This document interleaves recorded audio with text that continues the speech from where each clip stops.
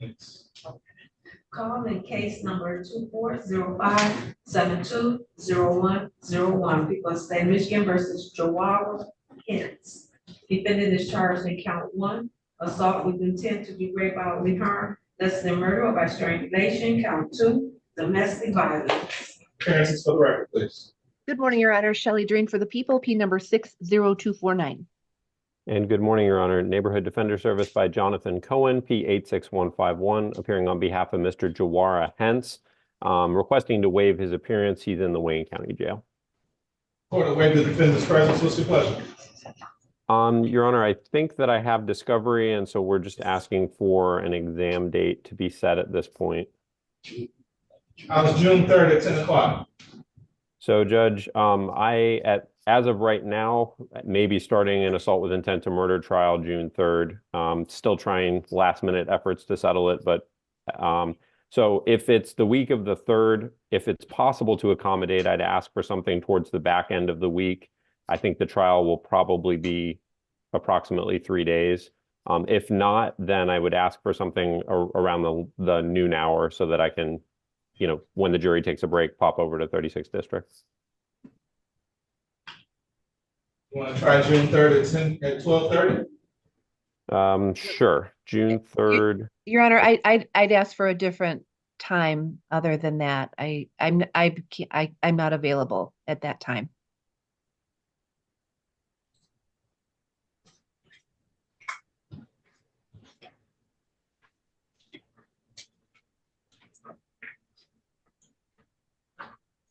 Mr. Hence is in custody.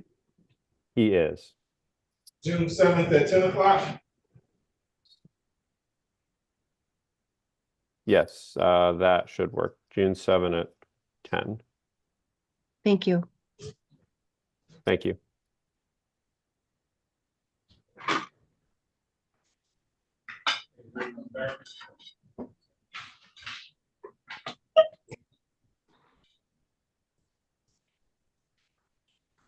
Calling case number 2405-727901, people of the state of Michigan versus Anthony Darby. Defendant is charged in count 1, assault with intent to do great bodily harm, less than murder or by strangulation. Count 2, domestic violence. Second offense, no use. Appearances for the record, please. Good morning, Your Honor. Shelley Drain for the people, P number 60249. Good morning, Your Honor. Neighborhood Defender Service by Jonathan Cohen, P86151, appearing on behalf of Mr. Anthony Darby. If he's not here requesting to waive his appearance, I have had good contact with him. Mr. Darby, unmute yourself. Start your camera. Are you Mr. Darby? Yes, good morning, I am. Start your video. Okay. There you go. Right. Good morning, Your Honor. Good morning. Tell me your name for the record. Anthony Carville Darby. All right, what's your pleasure, Mr. Cohen? Again, I think I have discovery in this matter. We're just asking for an exam date. Okay, let's do June 7th at 10:15. Very good. Thank you. We continue. Thank you. Thank you very much. You're all set, Mr. Darby. I'll call you soon. Okay. Thank you. Mr. Sean. Judge, how are you? Good morning. I'm good. How are you? Gee, thanks. I have one Jamal Frank. Frank Jamal. Well, actually, it's Frank Jamil. I apologize. Give me 1 second because I was looking for him in the Wayne County Jail and I couldn't find him there, but perhaps I had his name backwards. And he is in the Wayne County Jail. So I will waive his appearance for these purposes. So let me call the case first. All right.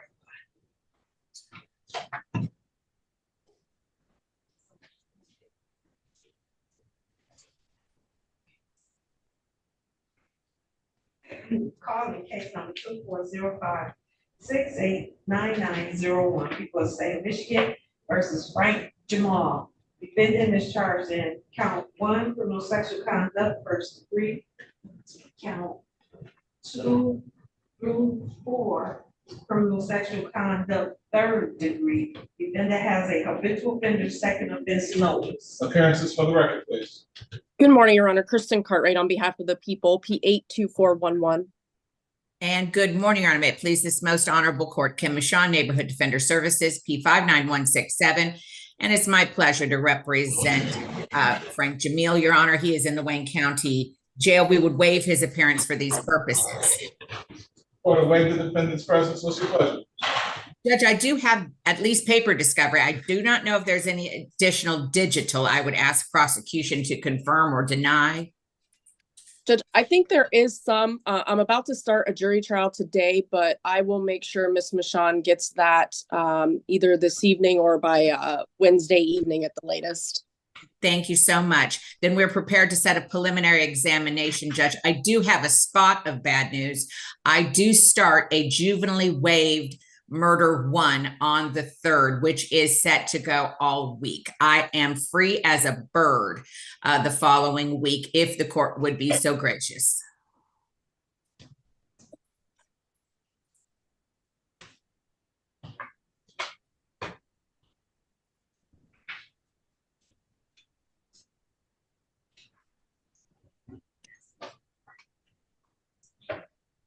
June 10th at 10 o'clock. Done. Judge, I may So much. jury Go ahead. trial. Sorry. That's okay. I may be starting a jury trial. If I am not, then that won't be a problem. If I am, then I would have to find coverage. If you would rather set it at the noon hour, I may be able to convince Judge Baker Robinson to let me pop over and do the exam and then come back. I was 12:30. That's fine, Judge. I'm fine with that. All right, Perfect. 12:30. June 10th at 12:30. Thank you so very much, Judge. I appreciate the accommodation. Thank you. And a lovely day to you and your staff as always. Thank you. Same to you.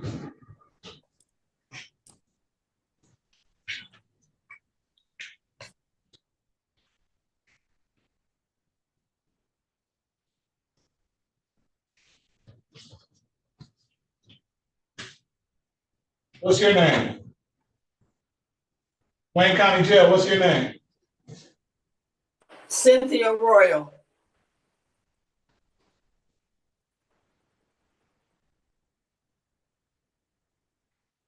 Okay. We're just waiting on your attorney, Ms. Royal. Okay, thank you.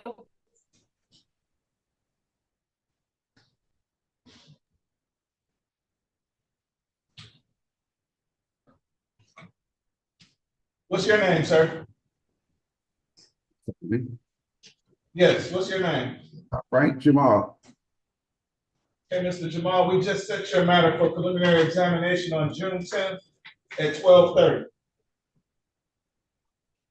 Okay, I wanted to also request a bond hearing. You have to do that through your attorney, sir. Okay, so I gotta be here until the 10th? Yes, sir. Unless you post bond. I don't have a bond. That's what I'm trying to say. They remanded me, no bond, and I don't have. Okay, then we'll see you June 10th. Okay, could I get a court appointed between now and then? You have a court appointed. Excuse me? You have a court appointed. Her name is Ken Michon. Okay, I didn't know all that, so they didn't say anything, but I was supposed to have my own lawyer, but since I got remanded, I couldn't make the money to pay the lawyer. So I never requested a court appointed. I'd like to do so now. She wasn't aware, she had your name backwards, so she couldn't find you in the Wayne County Jail, but now she's able to find you. So she'll be in contact with you soon, I'm sure. Couldn't understand my name. That's instilling a lot of confidence right there. Have a good day, sir. Thank you. Oh my God, I'm gonna be doing the maximum. This can't find my name. I'm good. Here it goes.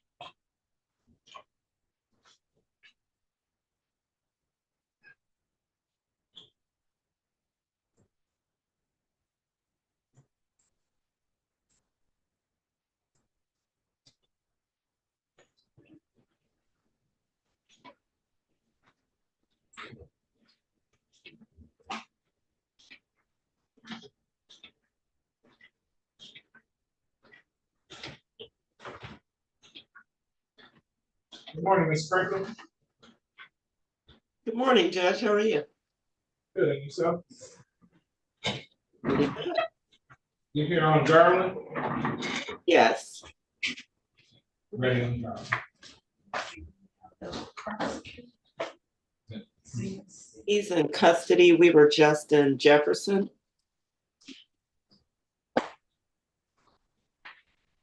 I don't think we have an APA here on Garland. Judge, I'm here. Oh, you're here? Okay. It's Miss Wilma. Hi. That's the mother of the complainant. Oh, okay. Calling case number 2405525101, people of the state of Michigan versus Corey Garland. Defendant is charged in count 1 through 3, criminal sexual conduct, first degree. Appearances for the record, please. Good morning, Your Honor. Erin Wilmeth, P82085, appearing on behalf of the people. And good morning, Your Honor. May it please the court, Caroletta Sprinkle, P49898, on behalf of Mr. Corey Garland. And what's your pleasure, Ms. Sprinkle? I'm requesting an exam date. We just set his other exam for June 4th at 11:45. If you have something on that date or the next date, Judge. Say you just set a matter on June 4th? Yes, with Judge Jefferson at 11:45. Unfortunately, that's my homicide day. Can you do Okay. June 3rd? You said June 1st? June 3rd. 3rd. It would have to be late morning. I'll be in Macomb County that morning. June 3rd at 11:45? Yes. All right, so. Your Honor, that works for the people. Did I hear that the mother of the complainant was in the courtroom? Yes. Would you mind just seeing if that would work for her? Since she's there? If there's any issues? June 3rd, that's a week from today, Yeah, I'm sorry, a week, yesterday, any day. next Monday at 11:45? Yeah. Okay, she said it works. I appreciate that, Judge. Thank you. And I'm going to send over a protective order to the court so that I can get Ms. Sprinkle the Kids Talk interviews that are associated with this case. I will send that over right when we log off. And then I'll make sure she gets all the discovery. Okay, yes, I was going to make that request. Thank you. All right, bond continue, thank you. Thank you, Judge. Thank you, Your Honor. What date? June 3rd at 11:45. Yeah.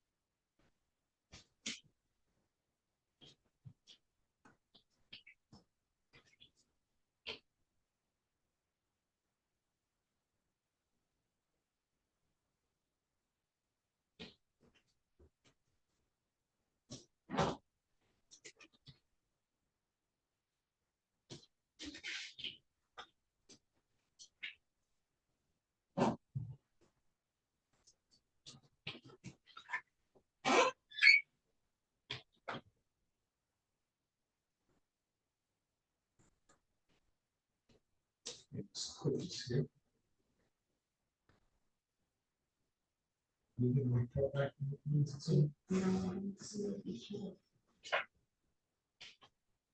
morning, Ms. Quick.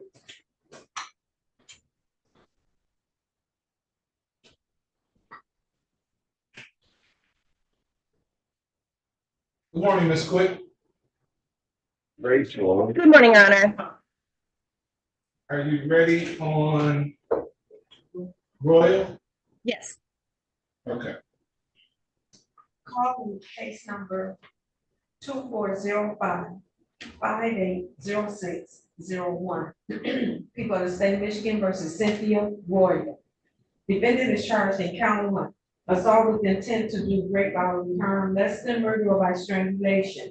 Count two, domestic violence. Appearances for the record, please.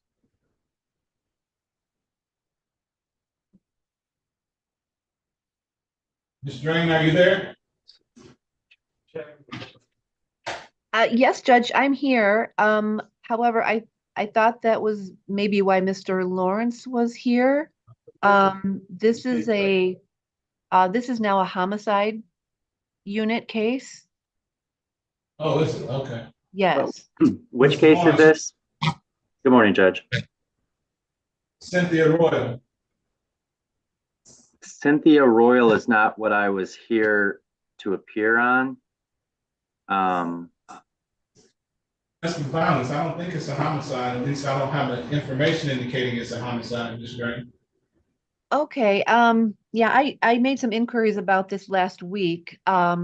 So it was originally charged out of the domestic violence unit. However, the complainant has since passed away.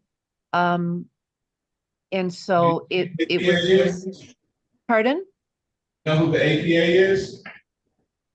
Did we say Cynthia Royal? Yes. Yes. It might be Anna? Anna Bickerstaff? Yes, it may be her. What is it for today? A PCC? Yes. Okay. There's a competency review and presumably a PCC after that. Well, I can look it up here. You said the name is Cynthia Royal. Correct? Yes. Yes. Okay, I'll look that up. Judge, I was here on Gabriel Toler. I don't have an attorney here for Mr. Toler yet. Yeah. All right, well, I'll look up Cynthia Royal here.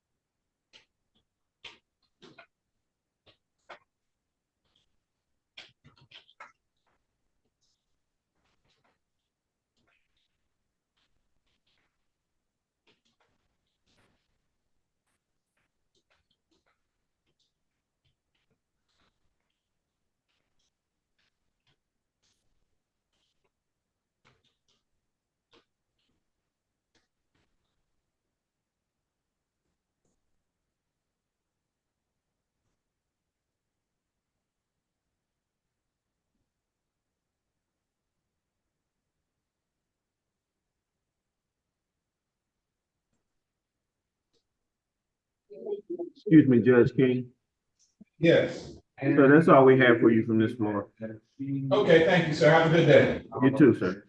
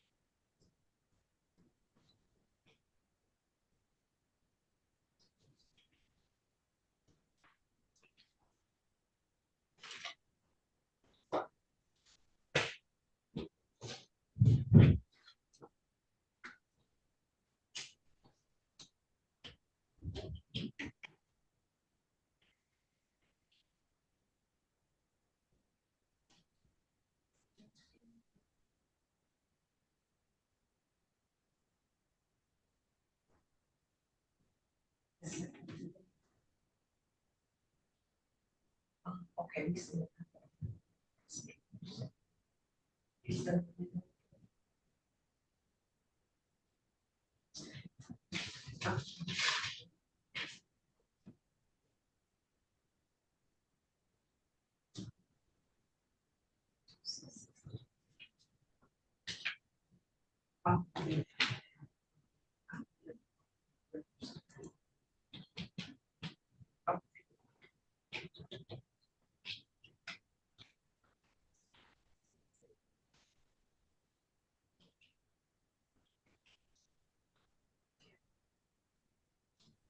Your Honor, Yes.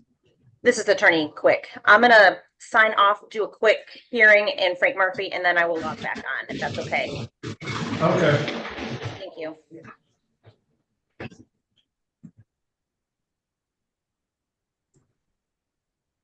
Judge extended the case on Judge Supreme.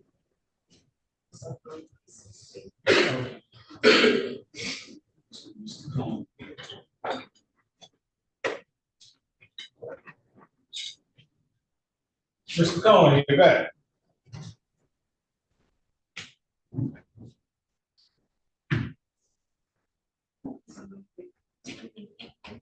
Mr. Cohen, Good morning again, Judge. are you from Judge Sabri's courtroom? Yes, on Mr. Kevin Moore. Okay. Ms. Drain's still there. She's still on Zoom. Ms. Drain, are you there? Yes, I'm here. You have a case from Judge Sabri's courtroom. What's the defendant's name? Okay, Kevin Moore. okay. Yes. Calling case number 2405726601. People of the state of Michigan versus Kevin Moore. Defendant is charged in count 1, arson, preparation to burn a dwelling. Count 2, assault with a dangerous weapon. Count 3, police officer assaulting, resisting, obstructing. Appearances for the record, please. Good morning, Your Honor. Shelley Drain for the people, P number 60249. And good morning, Your Honor. Neighborhood Defender Service by Jonathan Cohen, P 86151, appearing on behalf of Mr. Kevin Moore. He is currently in the Wayne County Jail, I think Division 2, when I visited with him. Are you waiving his presence? I can, Judge. Yes. For the waive his presence, what's your pleasure? So I am making a request for digital discovery. I do have paper discovery in this matter. I am asking for an exam date, and I did want to briefly address bond if the court were willing to entertain that. Okay, let's do June 7th at 10:30. This is going to be my Mr. Cohen day. Very good, that works.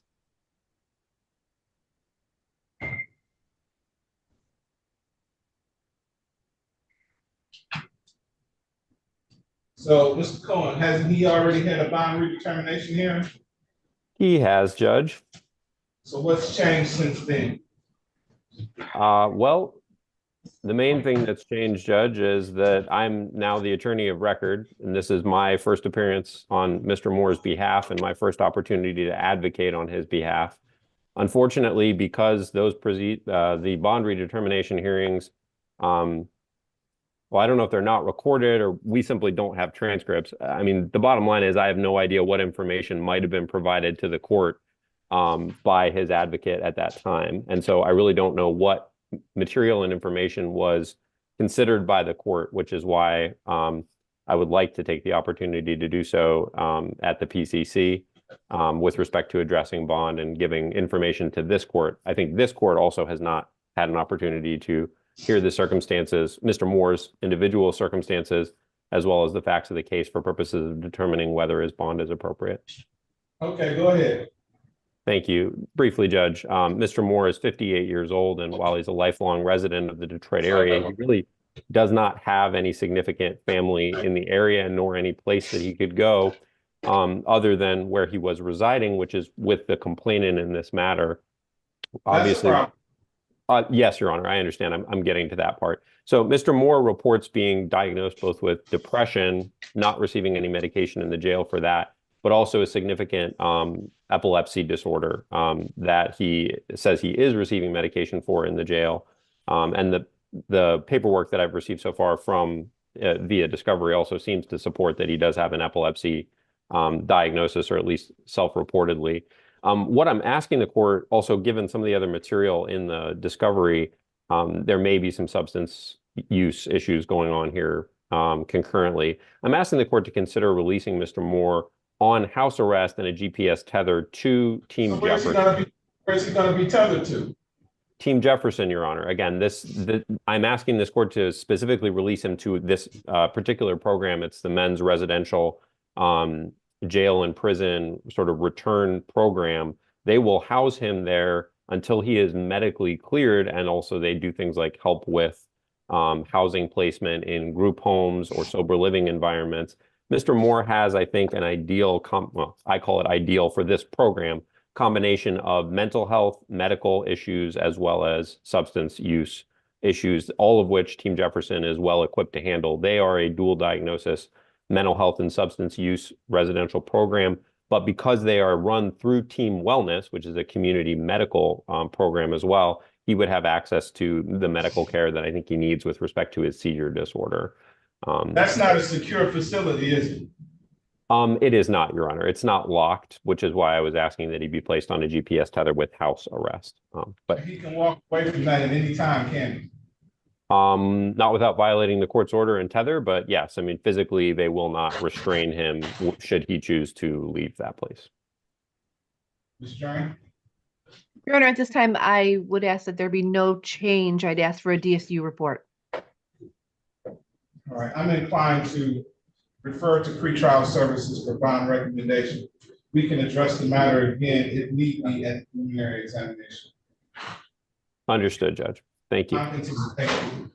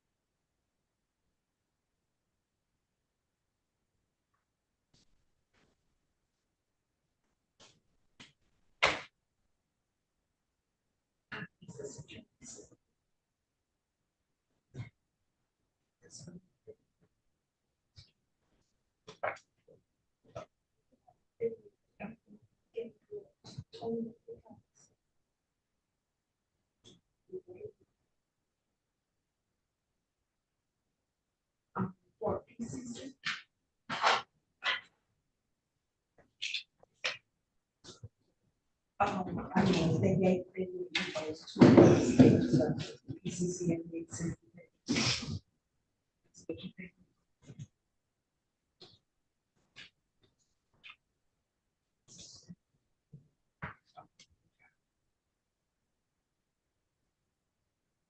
Yeah.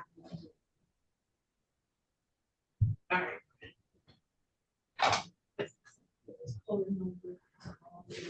Okay.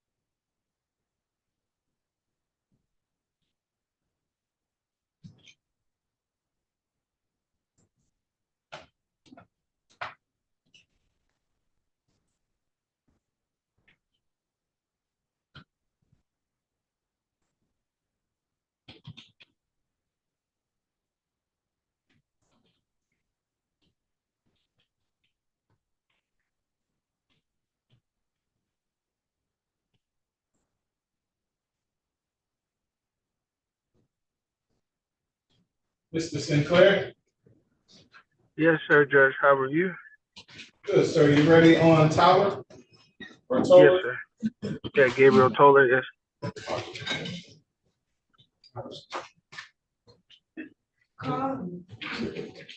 Case number 2405-724601, people of the state of Michigan versus Gabriel Toler. Defendant is charged in count 1 and 2, homicide, murder, first degree premeditated. Count 3, assault with intent to murder. Count 4, weapons, firearm, possession by felon. Count 5 through 8, weapons, firearm, all with second offense notices. Defendant has a habitual offender or defense notice. Mr. Lawrence, are you there?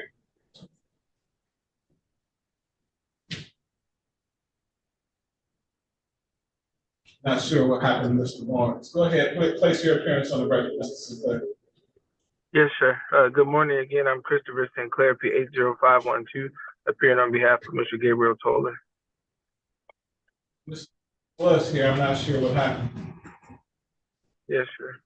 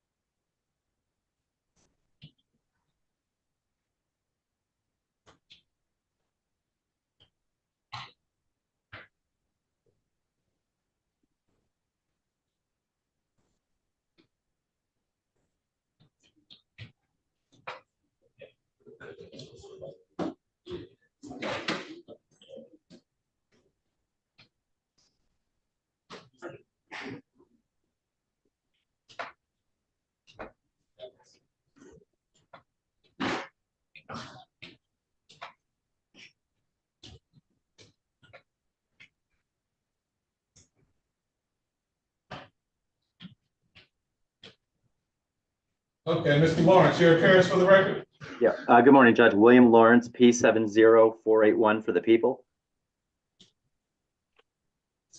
And what's your pleasure, Mr. Sinclair? I see you driving again. Yes, sir. I've stopped. I pulled over again. There's same time for PCC. I just need discovery, and I'm ready to set an exam date. Mr. Lawrence, how soon can you get that discovery to Mr. Sinclair? Yeah, Judge, and I'm standing in for Dominic DeGrazia. And so he sent me an email on this. He's in trial, on a homicide trial, starting this morning. He said that the discovery is an ongoing process that he hopes to have completed at the end of this week, by the end of this week, with the outstanding issues all being related to cell phones. Some cell phone dumps and some cell phone records that are being still sent from DPD to our office. I understand that discovery is ongoing, but I don't even have the initial discovery for the case. Okay, gotcha. All right, well, we'll get that to you today, hopefully. Okay. Yeah.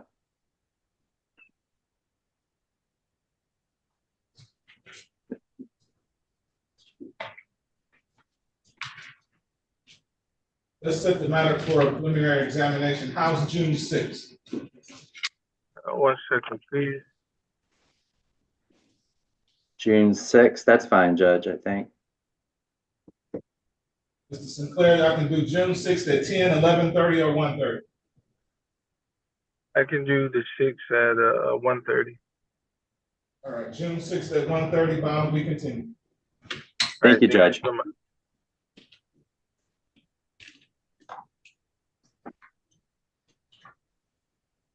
And Judge, I've investigated the Cynthia Royal matter. This matter that's on your docket this morning is still with the domestic violence unit, and we're in communication with them. So we'll be able to appear on that shortly. Who's going to appear? You or the domestic violence unit? The domestic violence unit. Okay. So It's that would be Mr. Frank, right? Maybe. You hear that, Ms. Drain? We're talking I'm about sorry. you. Yeah, I didn't quite hear that. Said that he did some investigation and this Royal case is still with the domestic violence unit. Yeah, and my supervisor, Deputy Chief Brian Surma, is currently speaking with Ms. Drain's supervisors to explain the situation to him. It's a situation where it was signed as a GBH, the victim died, and then it was denied by the homicide unit. So the GBH case is still in existence, even though the victim died, and it's been denied by the homicide unit. And so the domestic violence unit needs to make its, decision on the GBH case, which is still in existence.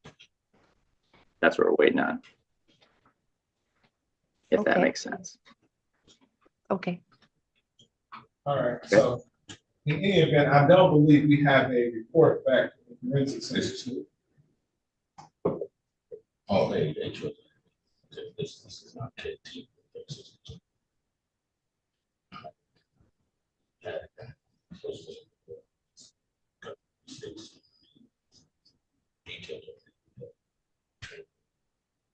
Ms. Quick? Yes, Judge. Okay, so we were just discussing this Royal and what's gonna happen here. Apparently, she was originally charged with assault with intent to do great bodily harm, less than murder or by strangulation. The complaining witness subsequently died, but the homicide unit denied the homicide warrant, so it's still with the domestic violence unit. I don't believe we have a report back yet. Do you have a report? Yes, I believe we do have the report. Oh, do you? Okay, what does it say? My understanding was that Ms. Royal was found competent to stand trial. You stipulate to those findings? Yes, Your Honor. Ms. Drain? Yes, Judge. Yes. All right, the court makes a finding that the defendant is competent to stand trial. What's your pleasure now, Ms. Quick? Your Honor, we're asked to set this for a preliminary examination. All right, the court will continue to plea of not guilty and set this matter for preliminary examination. How's June 3rd at 10 o'clock?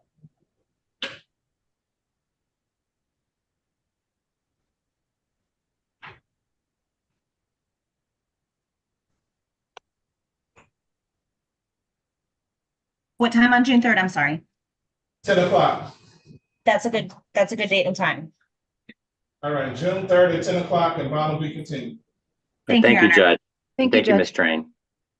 Ms. Strain, I had emailed about the rest of the discovery. Could you send that over when you have a chance? Yes, I will. Yeah, I will. I won't be handling this case, so I will find out who will be handling it, and they'll be in touch with you. Wonderful. Thank you. Thank you. Thank you, everybody. Thank you, Judge. Thank you. Have a good day, guys. You as well. You're all set, Ms. Royal. Okay, Next thank you. Thank you. Okay, next Monday is your court date. See you then. Okay. Paulina Montez. Hi, good morning, Your Honor. I'm here on Andraus Wilson. His case had been sent to Judge Sabri. She told me to join the Zoom. I think it's being sent here instead. Last name is Wilson. Yes. Okay. Nobody's contacted us about that. Okay. What is I defendant can. Wilson charged with?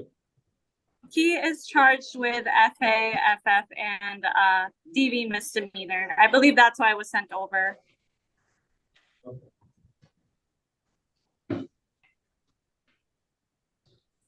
Did you know about that, Ms. Jones? No, I did not, but I'll look it up. What was the first name? Andraus. Okay, thank you. Okay. And I can also check in with Judge Sabri's clerk. We're calling now. Okay.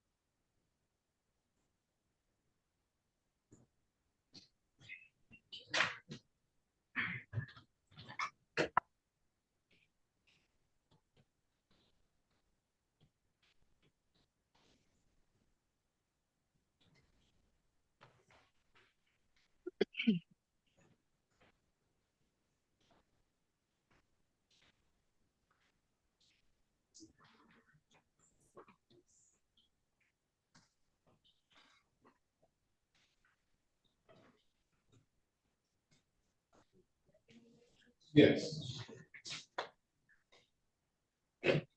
Calling case number 2405727401. People of the state of Michigan versus Andraus Wilson. Defendant is charged in counts 1 and 2, assault with a dangerous weapon. Count 3, domestic violence. Appearances for the record, please. Good morning, Your Honor. Shelley Drain for the people, P number 60249. Good morning to Your Honor and your staff. Paulina Montes, P number P8105, representing Mr. Andraus Wilson. I don't believe he has been zoomed in here, so I just asked to waive his presence. The court will waive the defendant's presence. What's your pleasure? Your Honor, I wish to set a preliminary exam date, and I do wish to address bond as well. Court will continue the plea of not guilty and set this matter for preliminary examination. How is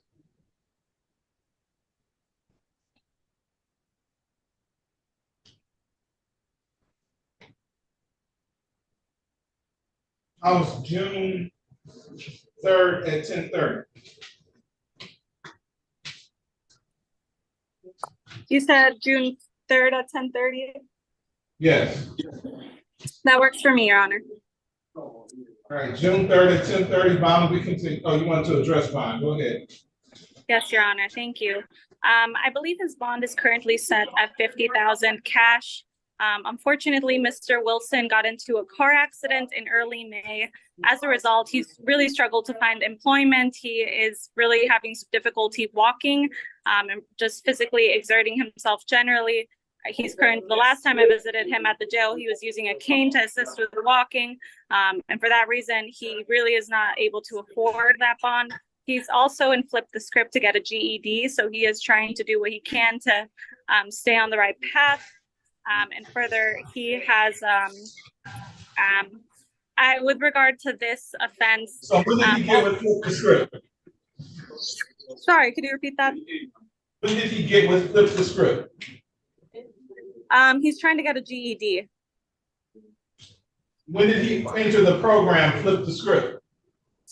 I think he just voluntarily came to the program. I don't think he's been court mandated to do it. When did he start the program is what I'm asking. Oh, I apologize. I could not hear that. I do not know when he began the program. And with regard to this offense, I recognize that they are serious allegations. However, there is a requirement for a GPS tether as well as house arrest already. And so if the court is concerned about those things, a GPS tether and house arrest are already required. So I would ask for the bond to be lowered or for him to be given a PR bond. Your Honor, I'm sorry, I can't even access this case, so all I know is what the charges are. I can't even read the allegations because I cannot access it right now. I just don't see it in the system on any of the dockets or under the case number. So I'd either ask for more time or that there be a DSU report or a pretrial services report first. So Ms. Drain and I are pretty much in the same boat. I don't know anything about this defendant either, other than he most likely went through a bond redetermination hearing and was given this bond, or that bond was continued. Without more facts, the court isn't comfortable in reducing the bond at this time. I'll refer to pretrial services for bond recommendations. We can address it again if need be at the preliminary examination. Or after the preliminary examination. Thank you. Thank you, Judge.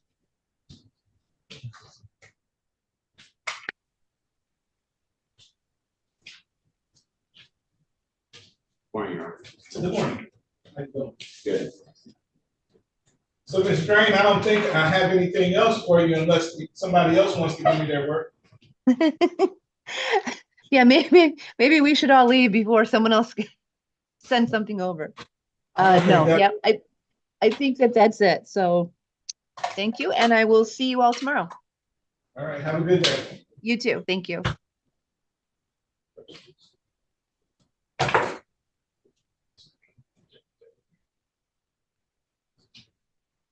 What's your name, sir? I can't hear you. A little louder. Corey Garland, sir. Mr. Garland, we already did your case, sir. Your next court date is June 3rd at 11:45. Thank you very much, Your Honor. Thank you, sir. Have a good day.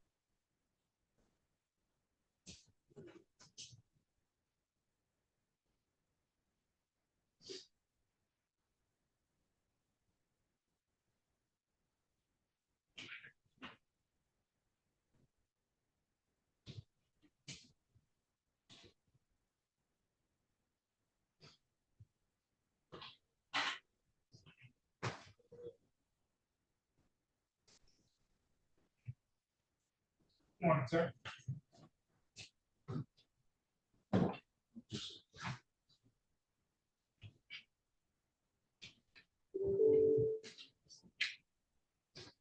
morning, Your Honor.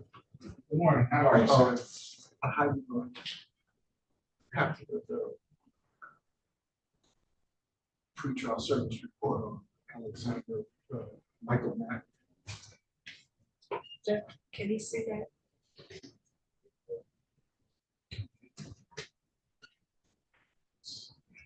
Just for a second. Yes, sir. Thank you.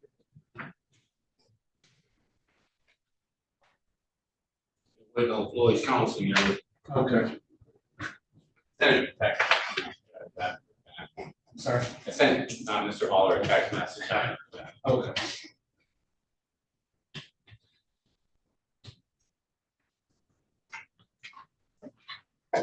This one time.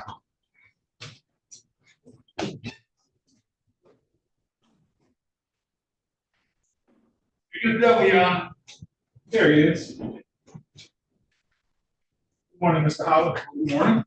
Hey, look at that.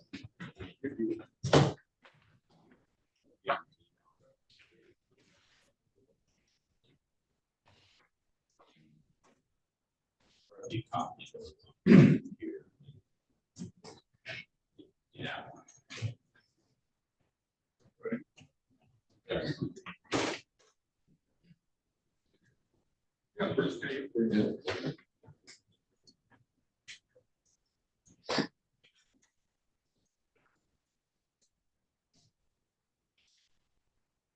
Go over there, have a seat next to your attorney right there.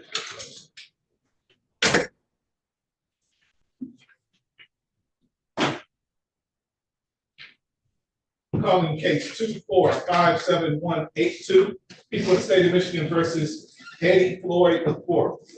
Defendant is charged in count 1 homicide, murder, first degree premeditated. Count 2 dead bodies, disinterment and mutilation.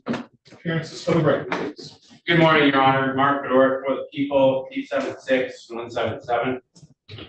Morning, Your Honor. John J. Holler on behalf of Mr. Eddie Floyd IV. My bar number is 43344.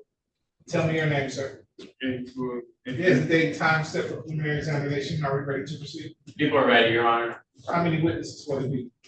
4 or 5. Have any preliminary matters before you call witnesses? Your Honor, just 1 minute.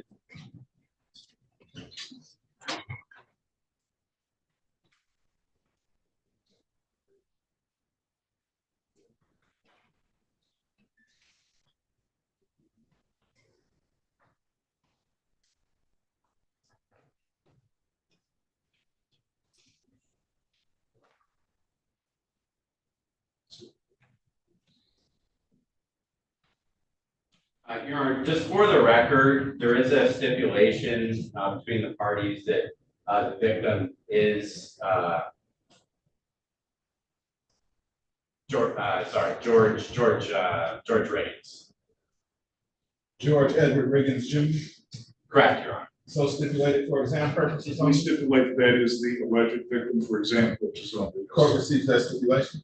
All right, thank you, Judge. And just so that the court understands, this is a missing body case, so there isn't a medical examiner report.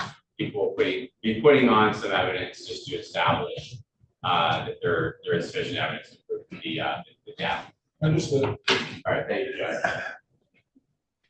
Okay, ready to call your witness? We are, Your Honor. People call Randall Williams. Secret ready.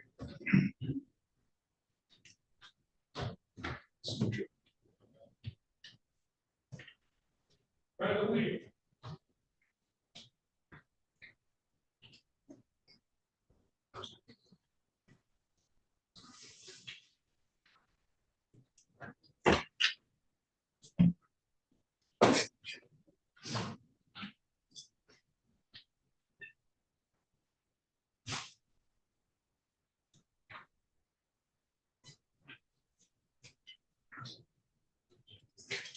Sir, please give your name and spelling of your name to the young lady seated there. Yes, how you doing? My name is Brandon Williams.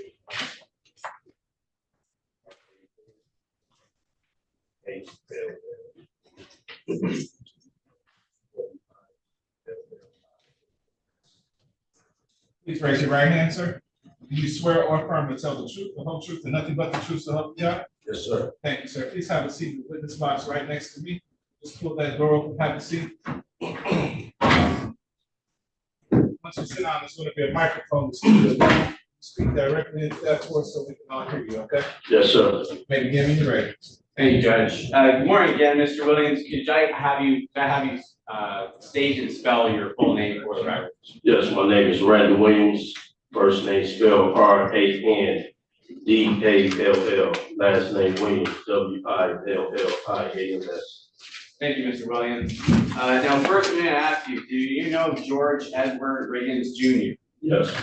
And how do you know Mr. Riggins? I've been knowing George for like 12 years. And have you kept in frequent contact with him?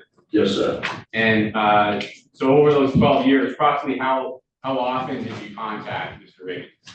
He called me every other day or every week. Just was checking on me. We were checking on each other. Now, was there a point where he stopped contacting? Yes. Okay. And approximately when was that, if you recall? April the 5th, or the last time he texted me was April the 4th. Okay. So the last time you received any kind of communication, that was about April 4th? Yes, sir. All right. And you said that was a text message? Yes. And how do you know that that would have been from Mr. Riggins? I don't know. Pardon me? I really don't know. Okay. Did you have, so is that your cell phone that got that text message? Yes, sir. And did you have Mr. Riggins' phone number in your cell phone? Yes, sir. And had you used that same phone number to actually talk to Mr. Riggins in the past? Yes, sir. Okay. And you'd always recognize Mr. Riggins' voice, is that correct? Yes, sir. Okay. Did that text message come to that particular phone number? Yes. Okay. And when was the last time you saw Mr. Riggins, like in person? I want to go, April the 1st. So just a few days before? Yes. Okay. Now, so after that last text message, sorry, go ahead. I don't know exactly what date. I don't know if it's April the 1st. This is another bit before that. Okay, so just didn't have. Around that time, yeah. So then, so subsequent to that last text message you got from Mr. Riggins, did you reach out to Mr. Riggins? Yes, sir. And do you remember when the next time you reached out to him was? No, not exactly what day when I went over there looking for. Okay, did you, and then before going over there, did you try and reach him by phone or anything like that? Yes, sir. Okay, and what was it specifically, how you tried to reach him? Call him on the phone. Okay, and did you text message or anything like that? No, I just called. Just called, okay. And you said you went over there, could you tell the court where there is? Greenfield and, it's at 1500 Greenfield, apartment building. Okay, and what brought you to go to that location? Because I usually have not answered the phone, I usually pick him up and take him where he needs to go. So you had picked up Mr. Riggins at that location before? Yes. All right. Had you ever been to Mr. Riggins' home? No. Okay. Did you believe that Mr. Riggins lived at that location? Yes, that's where he stayed. Okay, where he was staying? Right. And do you know the apartment number that he was staying in? Apartment 5. All right. May I approach the witness, Your Honor? Is that in the city of Detroit, sir? Yes, sir. I'm just going to show you what has been marked as People's Exhibits 2. First, I'll show you 2. Do you recognize that? Yes, I do. And what is it? Apartment with yours stay. Okay. Is that the actual apartment or the apartment building? Okay. Now I'm going to show you People's Exhibit 3. Do you recognize that? Yes, I do. And what is that? Apartment with yours stay. Okay. Thank you. People would offer it to evidence People's Exhibits 2 and 3. Objection. Admitted. Now, Mr. Riggins, what happened when you got to, sorry, Mr. Williams, what happened when you got to Mr. Riggins' apartment? I knocked on the back window and someone came to the window and said he wasn't there. And did you see who that person was? Yes, I do. Yes, I do. Do you see that person in the courtroom? Yes, I do. Okay. Do you know the person's name? Eddie. Eddie? Okay. And could you just identify that person by an item of their clothing and where they are in the courtroom?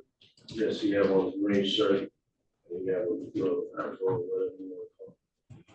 And is he sitting at the defense table? Yes.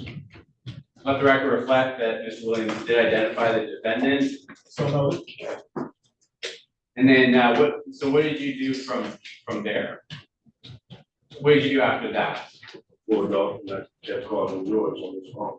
Okay. Did you ever come back to the apartment? Yes, I did.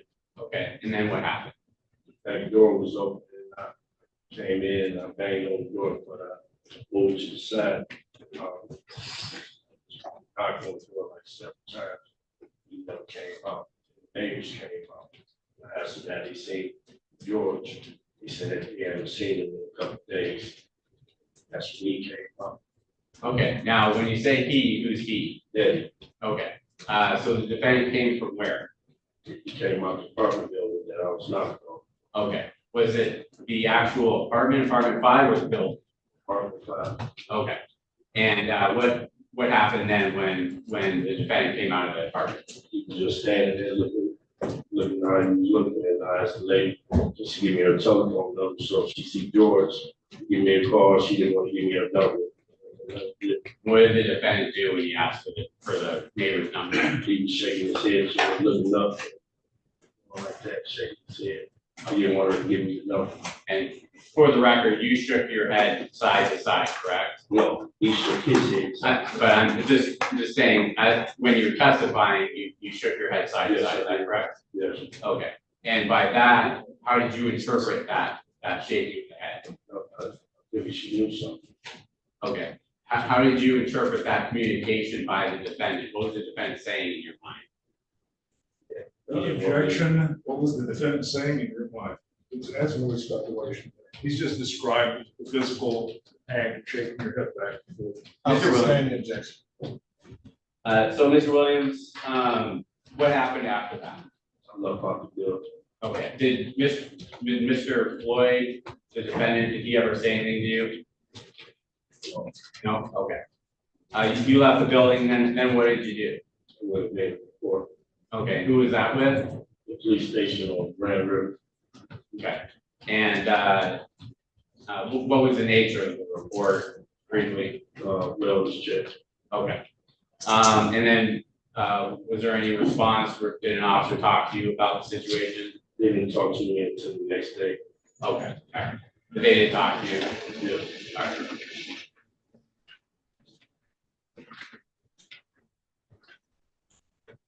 And then, so as of right now, have you heard from Mr. Raion since that last text message or last in-person meeting? No, sir. No, okay, nothing further. Your Honor.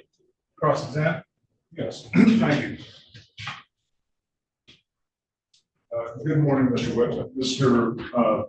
Williams. Good morning. I have a couple questions here for you. Are you related to Mr. Wiggins? No, no. Okay, you say you've known him for about 12 years? Yes, sir. Okay, you consider yourself a friend of his, I presume? Family. Friend. Is he a member of your family? No. Okay, is he a friend of yours? Yes. Okay. All right, do you know him in a professional capacity? Yeah, yeah. Well, are you a therapist or anything like that? No.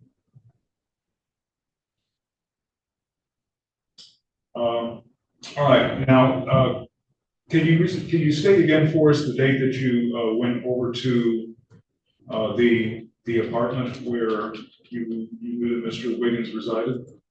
I don't know exactly what day. I don't know. Okay, all right. Did you say the 10th? No, I didn't say what day. Okay, can you give us an idea? Just vaguely, approximately? Right about the first. Okay. I don't know exactly what day. I don't know. Okay. All right. Could you knock on the door for apartment 5? Yes. I'm not going to win. That's the first day. Okay, you knocked on the window? Yes, back then. Okay. Did you go to the door of apartment 5 and knock on The it? second day I went to the door. Okay. Why didn't you knock on the door the first day? Because the back door when unlocked, you gotta get inside. I see. Okay. Right. Now, at some point you encountered what I'm going to call a neighbor, a fellow apartment block away, a lady that you referred to. Is that right? Yes, sir. Okay. Is that on your second trip? Yes. Okay. All told, how many trips did you make over there? 2. Okay. All right. Now, did you identify yourself and what you were doing there to this lady? Yes. Okay. All right. And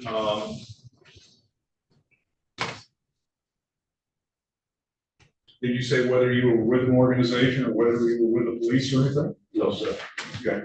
All right. And how did you describe yourself? Myself was a stuff. But you weren't? No. Okay. All right. Now, do I understand correctly that you gave this lady your phone number? No, I asked her for her number. I was trying to give her my number. Okay. So she didn't take your number, did She she? didn't take it or give me her number. Okay, I understand. All right. Okay. How long was your interaction with this neighbor lady, would you say? For like 5-10 minutes. Like 5 minutes. Okay. All right. And were you standing outside in the hallway or outside the building or where? The hallway. Okay. All right.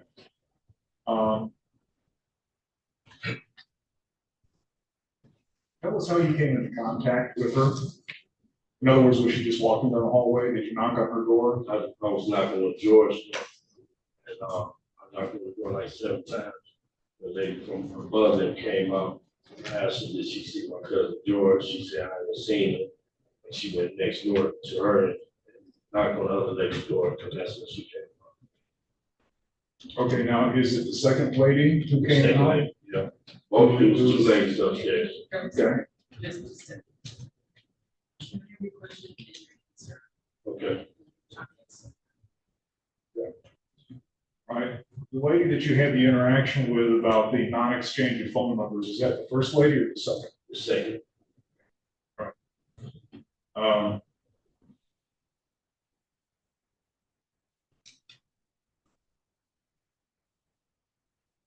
All right, now, where was Mr.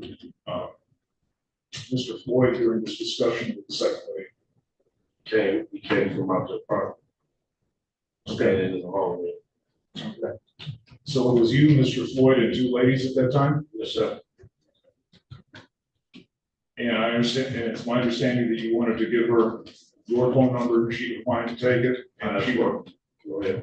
and she wouldn't give you her phone number either. Is that right? That's right.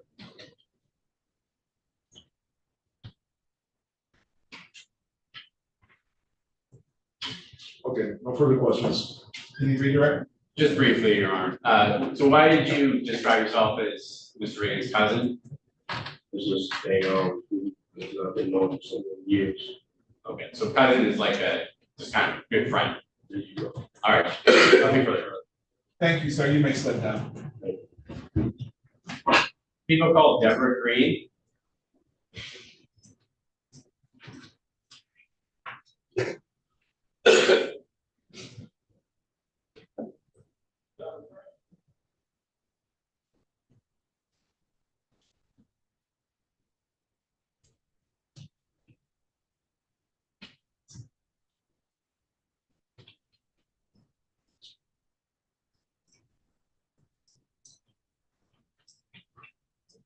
Ma'am, please step forward, give your name and the spelling of your name to the young lady seated there.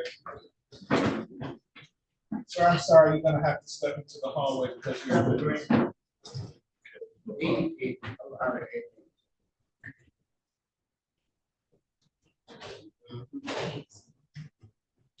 Please raise your right hand.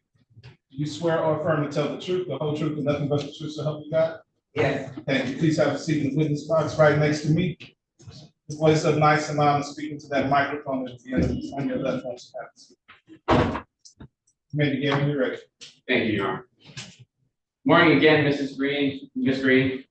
I'm gonna have you state your full name for the record, spelling first and last. Deborah Green. GEBORAHGREEN. Thank you, Ms. Green. Now, can you tell us where you live, just the address, the apartment building? 15,000 Greenfield, apartment 12, Great Fellowship County, apartment 12. And is that in the city of Detroit, County Wayne? Yes, it is. All right. And did you know, were you familiar with any of the tenants from apartment number 5? Yes. Okay. Who, to your knowledge, who was actually renting that apartment? Sylvia. Do you know her last name? No, I do not. Okay. And approximately did you know Sylvia very well? Yes. How long did you know Sylvia?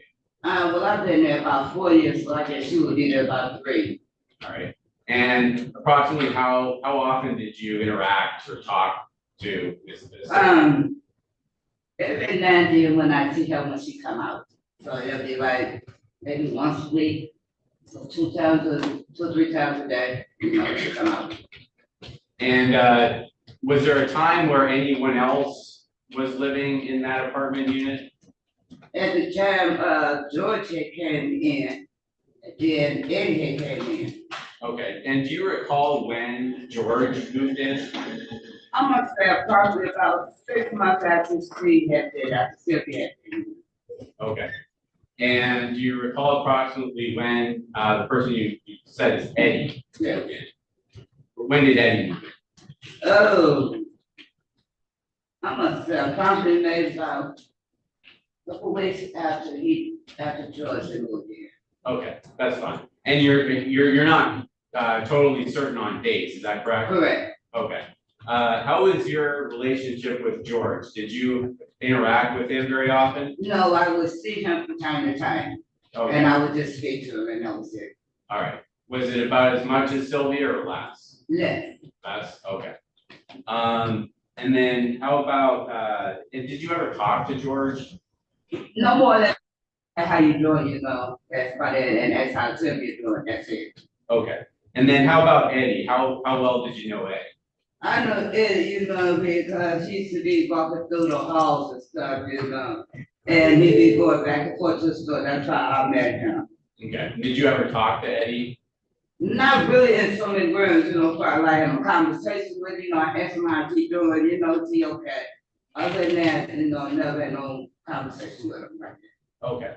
Now, was there ever a time where Sylvia, you stopped seeing Sylvia? Not that, I'll have to have you answer out loud, yes or no. Okay, repeat the question again? Was there ever a time you stopped seeing Sylvia? No. No, okay. Was there I guess a gap in between where Sylvia was away? Yeah, there was a gap there. That's Okay. when I didn't see her again, there was a gap. Okay, and you remember when she stopped, when you stopped seeing Sylvia? Last time I said it was around like February. February?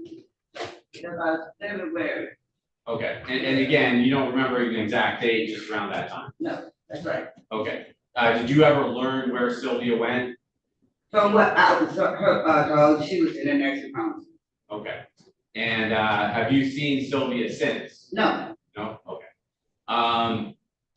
And then what about George? Did George continue to live there after Sylvia? He was off and on, off and on. Okay, and did you see Eddie? Was Eddie still living there? Eddie was still there. Okay. Now, did you continue to see George, or was there a point where you stopped seeing George there? I just stopped seeing him there. Okay. When was the last time you actually saw George in person? March. Okay. And what was the nature of how you saw him? Was he in the hallway? It was on his way out the door to go visit Sylvia at the nursing home. And when I seen him, I spoke to him and I asked him how was she doing, and he said he was on his way to go see her. I should have told her, I said hello. Okay. And then, and again, have you seen George since that time? No. Okay. And you said that was approximately March. Right.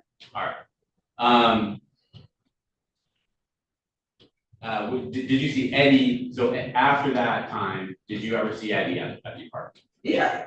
Okay. And approximately how often did you see Eddie? Every day. Okay. Was there anything in particular as far as that drew your attention when you saw Eddie? Was there a particular time that you saw Eddie that your attention was particularly drawn to him? What do you mean by that? Any kind of way he was acting or anything like that? He was just acting ironic. You know, he just wasn't himself. You know. All right. And approximately when was that? April. And this was after the last time you saw George? Yes. Okay. Yes. Now you said he wasn't acting with himself. What is that? Does that mean? It's crazy. It was acting all crazy. You know, he'd be walking in the hallways at night. There's no lights on in the hallway. He'd be up on the roof. You know, you're walking in and you're scaring people, you know, and that's not cool right there. You know, I didn't see that, you know, you walking through the hall and he'd be scaring people, you know. We come out the door, you know, I come out the door, I don't know where he's at in the hallway. And when I consider, you know, he might be sitting up on the steps, you know. Okay, now did you say he was scared of people or he was scaring people? He was scaring people. Okay, so Eddie was scaring people? Yeah. Okay. And did you ever talk to him in this period of time? I just asked him, you know, why is he walking the hallways? Why is he up on the roof? And why is he scaring people like this? That's what I'll be asking him when I see him like that. And did he ever respond? No, he just laughed and look at me and just laughed and say he just walking through, you know, and he all right. Okay, all right. Now let me ask you, so before the last time you saw George, was there anything that took your attention, drew your attention before George, before the last time you saw George? The argument. Okay, let me ask you about that. So when did this argument occur? Do you remember? What you mean, like months or what? Yeah, time period. Do you have any time period? This is what, man. So they were doing like the end of April, first week of May. Yeah, end of April, first week of May. Okay, so this is after the last time you saw George? Yes. Okay, all right. Now, what was it that drew your attention to the argument? when I heard Eddie was calling and, telling whoever he was down there with, or whatever he down there doing, I heard him when he was like saying, get off of me, get off of me, you wanna kill me, motherfucker, get off of me, get off of me. Okay, and do you remember about what time of day? this occurred? 11:30 that night, Okay, and what were you doing? in the bed suite, Okay, that's what woke me up. okay, so the yelling woke you up? Yes. All right. Now, so you heard Eddie yelling. Yes, Did you hear another voice? no, Okay. What did you do, upon hearing this yelling, what did you do? I looked out my door, peeked out my door, I cracked the door and I looked out, but when as he was opening his door, he did not see me, I closed my door back. Okay. And, did you ever see Eddie then, after hearing the yelling? I think it was the next day it was. Okay, Next so that, day. so that evening, as far as when you interacted with Eddie? I'm sorry, I missed something. You said somebody opened the door and closed your door. Who was the somebody? Eddie. Okay. So you saw Eddie, but did Eddie come out of the apartment? No, he just stuck his head out. He just peeked out the door. He did not see me. I opened my door first. And when I heard the monster, I looked out and I seen him when he had opened his door, but he did not see me. I seen him and I closed my door back. All right. Is there anything you remember, like observations you had of Eddie that you remember? No, Okay. Do you remember what he looked like? Was there anything different about him? it was sweating. He had a knot on his forehead. Okay. And again, this is after you hearing the Yes, yelling? yes. All right. And I'm not sure if I got clarity as to who you were talking about, but you said, well, let me ask you, did you see George anymore after that day? No. Now, so then you said you saw Eddie, and then after that, you went back into your apartment? Yes. Okay. Now, did you report this at all? No. No? No. Okay. And why didn't you report it? Because I didn't think it was business, my business or my concerns at that time. Okay. Were you concerned at all about what you had just witnessed? Yes, for a minute, yes, I was concerned. Okay. Judge King just asked you some questions about whether you saw George. I just want to clarify. Following that, did you hear George at all? No. No? Okay. And you didn't see him at all, correct? No. Okay.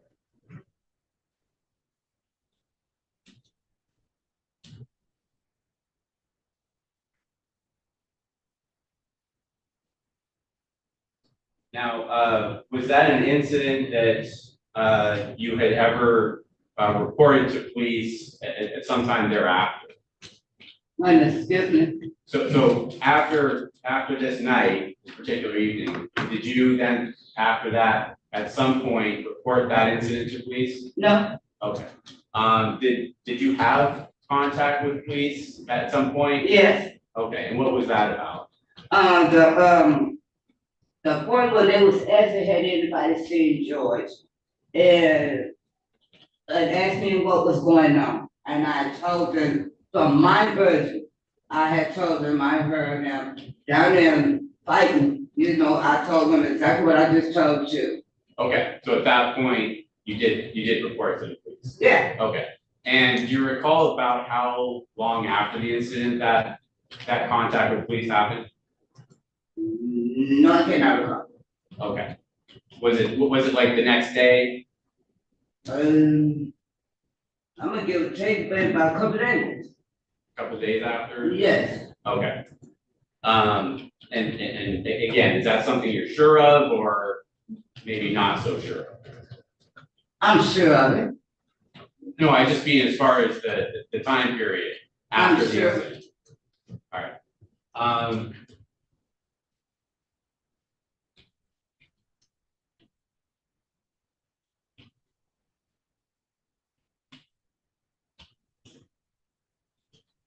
Now,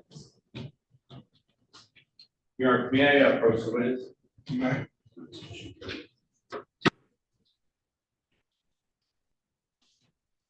I'm just gonna ask you some questions about the apartment complex you live at. We're showing you People's Exhibit 2. Do you recognize that? Yeah, What is it? my apartment building. Okay.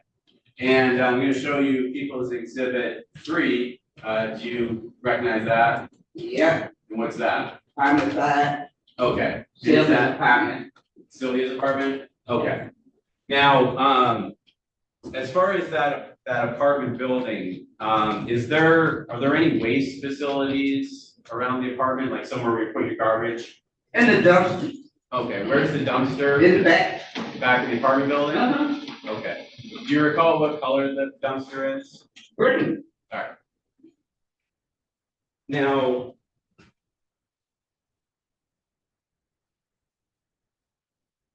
and then the only thing else I have to have you do, Ms. Green, so if you saw Eddie today, did you recognize him? Yes, Okay, and then can you just tell the court, if you see him in the courtroom right now? yes. And you just describe him by an item of his clothing and where he is in the court. He said right there. Let the record reflect that Ms. Green did identify and point to the defendant. So noted. Thank you. And that's all I have, Judge. Council Zan. Good morning, Ms. Green. Got a couple Good morning. questions here for you. Huh? Got a couple questions here for you. Okay. Now, I believe you said that you thought that you had known Sylvia perhaps 3 years. She moved in after you were there. Correct. Okay. And that you interacted with her somewhat, maybe once a week? on average? Correct. Okay. All right. Did you ever gain an understanding of what her relationship was with Eddie? No. Okay. All right. So you didn't know whether she was his aunt or anything? All I know is that she said that was her son. And that's what I went by, she said that Eddie was her son. So that's what I went by. Okay, so you did have an understanding from her that Eddie was her son? Yeah. Because she told you? Oh, yeah. Okay, all right. All right, now, did you ever gain an understanding from interacting with Miss Sylvia, your neighbor, of what her relationship was with George Wiggins? Her friend, her boyfriend. Okay, all right. And do I understand it correctly that he started frequenting the place or staying there about 6 months after she moved in? Correct. Okay. All right. And you've come into contact with George on a number of occasions over the years, I imagine, yes? Correct. Okay. Can you give us an idea about how tall you think he is? Oh, about 5. Let's see, yeah, about 5, 8, 5, no, about 5, 6. Okay. Because he's kind of short, so How tall are you, Ms. Green? I'm 4'8". You're 4'8"? Mm-hmm. Okay, all right. And you say you think that George Wiggins is about 5'6". Okay. All righty. He's rather big, wasn't Yes. he? Okay. Can you give us an idea about how heavy he was? The best you can? About 400, 350 to 400 pounds. About 400 pounds, you say? Yes.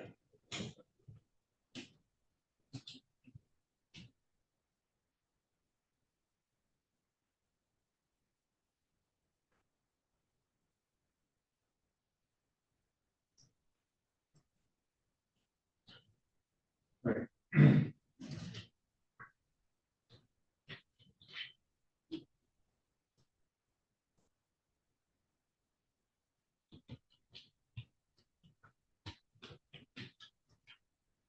I think that's about all the questions I have for Ms. Green. Anything there? Yes, Your Honor, just briefly. Ms. Green, did you ever see George using anything to help him walk? What you call them, scooters? The scooters with the seat? The scooter with the seat? Yeah, what do you call them? And I don't know the term for it, but I guess the point is he needed something to help him walk? Right. Okay. Correct. And did he use anything else to help him walk, like a cane? A cane? Yeah. Okay. All right. And did he have, so like a walker and a cane? Yeah. Okay. So he didn't get around to that, right? That's correct. Okay, nothing further. Thank you, ma'am. You may step. Thank you.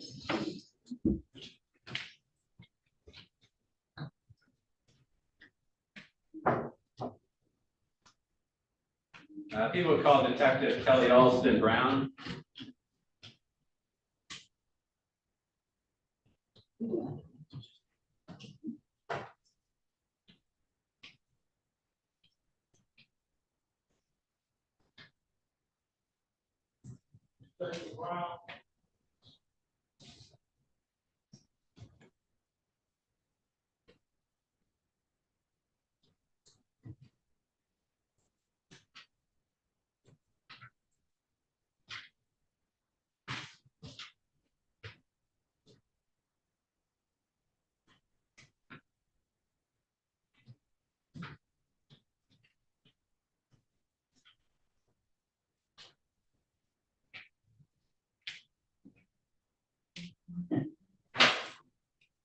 Please give your name and spelling to the court reporter.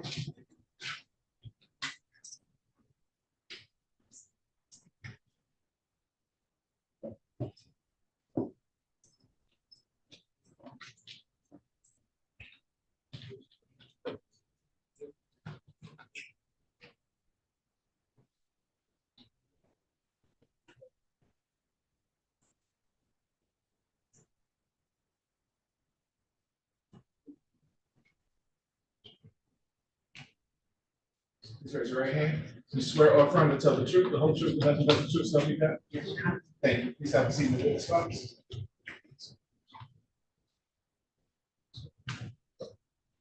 Okay, when you're ready. Thank you, Judge. Morning, Detective. Morning. Can I ask you to state and spell your first and last name for the record? Kelly Austin Brown, KELLY, ALSTON, hyphenated Brown, KROW. Thank you, Detective. Now, how are you employed? City of Detroit Police Department, as a detective. All right, and then where are you assigned in the Detroit Police Department? Missing Persons Division. All right. Now, I'm going to refer you to an address, 15,000 Greenfield Road. Were you, was there any kind of communication for you to do an investigation at that address at some point? Yes. Okay. And do you remember what date that was? May the 9th. All right. 2024. All right. And what was the nature of the investigation? Follow-up investigation, look for a missing person. Okay. And do you remember the name of the missing person? Yes. And what was that? George Wiggins. And had you had a contact with any civilians who had made a report as far as that Mr. Wiggins was missing? No. Okay. So your duty was just to respond to that apartment complex? Yes. All right. Now, so you indeed did respond there, correct? Yes. May I approach the witness, Your Honor? You may. So I'm gonna just show you People's Exhibit 2. Do you recognize that? Yes. Okay, what is it? Apartment building. Okay. 15,000. All right, and that's where you responded? Yes. Okay. Now, were you able to get inside that apartment building? Yes. Okay, how did you do that? A neighbor allowed me. All right, and then once you gained access to the apartment building, then where did you go? Apartment. All right, and I'm just showing you People's Exhibit 3. Is that look familiar to you? Yes. And what is that? Apartment number 5. Okay. The door is Jaara. Yes. All right, and that's the apartment that you responded to? Yes. Okay. So once you got there, what did you do? My partner and I knocked on the door, apartment number 5. And did anyone answer? Yes. And did they answer right away? Maybe 3 minutes or so, but yes. Okay. Do you remember, did you have to knock multiple times? Yes. Okay. And then when that person answered the door, do you remember what that person looked like? Yes. Do you see that person in the courtroom? Yes. And you just identify the person by name of their clothing and where they are in the clothing? Green shirt, afro. And then at the defense counsel table? Correct. Let the record reflect that Detective Brown did identify the defendant. So noted. Now, what did you say to the defendant then when you contacted? I identified myself and my partner, who we were while we were at the location. All right. And were you able to get inside the apartment? Yes. And how did you do that? He allowed us in and I had a consent to search. Okay. Now, And so then, was that something that you reviewed with the defendant, the consent search form? Yes. Okay. And based on your review of that consent form, did you believe that the defendant had understood what the form was saying? Yes. Okay. And did the defendant then sign that consent form? Yes. And did he express any reservations or any opposition to you coming inside of the residence? No. Okay. Now, once inside, was there anything suspicious that you saw? As my partner and I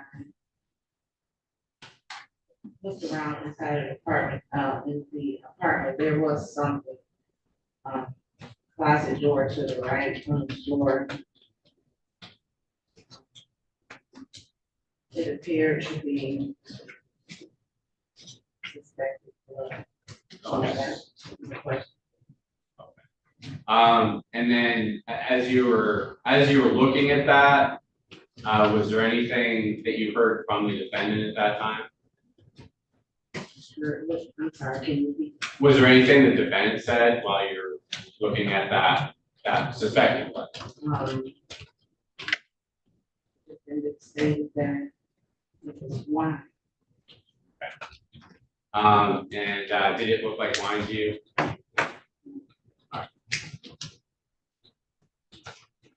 Yeah, approach witness, Your Honor. Yes.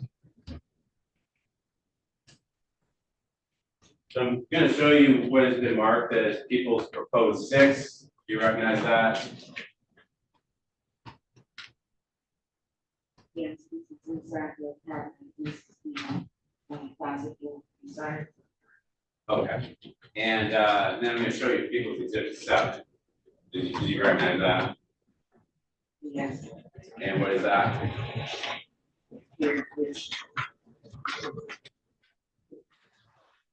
Is that what you saw inside that apartment? Yeah. And so as far as people's proposed 6 and 7, so it's true and accurate representation of what you saw inside that apartment? Yeah. See what offers evidence of people's 6 and 7. Any objection? Yeah, I'd like to vote here on those 2 exhibits for 7. Or yes, you have an opportunity to cross examine. Okay, well then I do have an objection. What's my objection? The objection is, we don't know what time those pictures were taken. Your Honor, Detective Brown testified that these true and accurately represent what you saw inside the apartment. So your objection goes more so as to what weight the court should attribute, as opposed to dismissing the objections overruled. Thank you. Now, after you had some time to inside the apartment, did you at some point leave the apartment? Yes. Okay. And then were you on your own, or did you have another officer? My partner. Okay. Who's the officer's name? Officer Chris Maria. Okay. And he was with you the whole time? Correct. Okay. So did both of you leave the apartment? Yes. Okay. And at that point, what did you do as far as you in the office? We notified our supervisor. Notified. Okay. And then at some point, did you return to the apartment? Correct. Okay. And then what happened when you returned to the apartment? The defendant had a towel, some type of disinfectant cleaner, and trying to wipe it up. And then, Mayor Pro Tem, now I'm going to show you proposed 4 and 5. You can take a look at those. And is there anything in 4 and 5 that looks like what he was using? Yes. And which number? Is it 5? Number 5, okay. And what is it in that? It's disinfectant, like a clean can and Okay. And so those are shown in people's proposed 5? yes. And is people's proposed 5 true and accurate as far as what you saw in the apartment on that day? Yes. Okay. And then just as far as proposed 4, what's that? Well, this is inside of the apartment. Shows exactly what I. Okay. All right. Thank you. People would offer people's five as evidence, which will have to count. Yeah. Any objection? Yeah, same objection. I don't know when those were taken. Let me just get an idea when they were taken. It would be helpful. That's my objection. Again, Your It's a Honor, foundation. Detective Brown testified that that's accurate to what she saw. The evidence tech afterwards takes the photographs. So objections overruled. Thank you, Judge.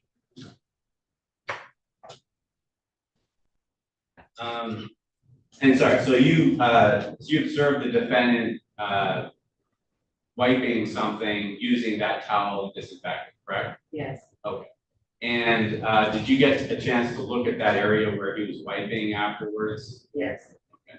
And what did you see as far as the area where he was wiping?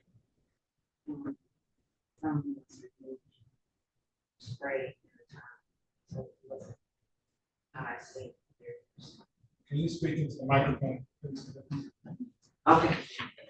So again, I'll ask the question again, detective. So as far as where the defendant was wiping, what can you describe that area where he was wiping? Some of it was removed. That was on the floor. It did not appear the same way it did when I first initially saw what was on the floor. Now, when you say hit, what do you mean? Suspected. Okay, all right. And that's where you saw the defendant wiping? Yes. Okay.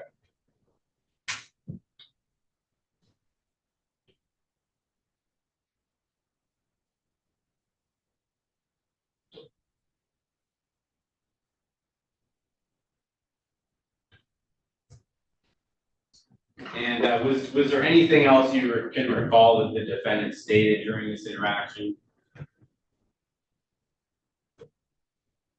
That's fine. If you don't recall anything else, that's fine. No? No. Okay, that's fine. And then you said you requested some other officers to respond. Did anyone else respond? Yes. Okay. And about how many officers? At least 4 to 5 officers. Okay. And then the investigation just went on from there? Correct. Okay. And as far as the investigation, was that the entirety of your involvement, or did you have any involvement in the investigation? That was pretty much it. Okay, thank you. Nothing further. Cross-examine. Yes, so I can see exhibit 7 has been accepted as evidence. Thank you, sir. Good morning, Detective. Good morning. Okay. All right. Now, again, can you tell us the day that you made your first visit to the apartment building in question in the matter of George Williams? May 9th. May 9th. 2024. Okay. All right. And you did make contact with Mr. Floyd on that day, yes? Correct. Okay. This was a daytime visit on your part? Yes, sir. And Mr. Officer Chris Morrell was with you? Correct. Okay. All right.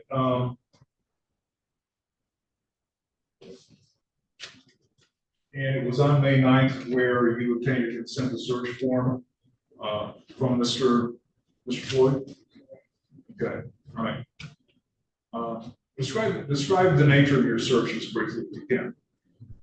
Once we gained access inside of the apartment, can you repeat your question? Yes. Describe the nature of your search if you can. Once you gained access inside the apartment. Once we gained access of the apartment, we started from the very front door. Okay. And we opened doors. We looked around to see if there was anything that didn't appear to be anything out of place. What we were looking for was Mr. George Williams. So that was our main reason for being. Did you tell Mr. Floyd that? Correct, I did. Okay. All right. And he said he didn't know where Mr. Williams was, didn't he? He said he hadn't seen him in about a week. Okay. All right. All right. Continue. Okay, so you're looking through doors, if you go in the kitchen? Kitchen is already open, so Okay. you can walk straight from the front door to the living room. Inside of the kitchen, there's a back bedroom, and then there is a bath. Okay, did you go into the back bedroom? Yes, Did you go into the bathroom? yes. Okay, did you see anything unusual in the bathroom?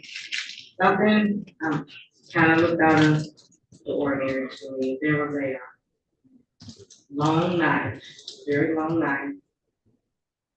And there was a soiled jersey, white jersey, white, red, and blue colored jersey. It appeared to be suspected driver. So that was a kind of a question to me also. Did you take that jersey into evidence? The evidence texted. Okay, were the evidence techs working the scene while you were there? They came, yes, I was there first to secure the location, then the evidence text arrived. Okay, all right. All right, now, did they, you made, how many separate and discrete trips did you make to Mr. Floyd's apartment? How many separate? Yes, ma'am. One. Okay, all right. Then once the evidence text arrived, we all entered again into the apartment to assist. Okay, all right. So when Mr. Fedoruk asked how many officers responded, did that include the evidence technicians? No. So there's the Detroit police officer in uniform, and then Yes. we called out the evidence text. Okay, and why did you call for Detroit police officers too? Because we need assistance clearing the apartment. Clearing, what do you mean clearing, searching? Correct. Okay. Okay, is that because of the excessive clutter in the apartment? There's also that, and also officer safety. Okay, again, were you there when the evidence text arrived? Yes, Okay, all right. Were these photographs taken on that day, on or about May 9th? yes, Okay. Did you observe them being taken? yes. Now, did you take the soiled jersey into evidence? I did the evidence text. Okay, all right. Now, this long knife that you're talking about, okay? Including the handle, I saw you with your hands about 2 feet long. No, the knife was at least this long with a hand. Okay, It all was right. laying in the bathroom, half, the dirty clothes, half. Yes. It was right on the top, just below the jersey. Okay, all right. Well, you had your fingers out. How far would you, give us an idea, because you were there, we weren't. How long is this whole knife now? 14 inches? It's long. 16? I can't estimate on how long, but it definitely caught. Okay, hold up your fingers again, please. All right, counsel, is that a 16-inch knife there? It's about a foot. Okay. All right. So are you aware of any other physical items that were taken into custody or taken into evidence there? There was a number of things that was taken out of the apartment by the evidence. Okay. A number. Okay. Now, how long were you at the apartment on this occasion? From at least 2 p.m. on May the 9th up until 11 p.m.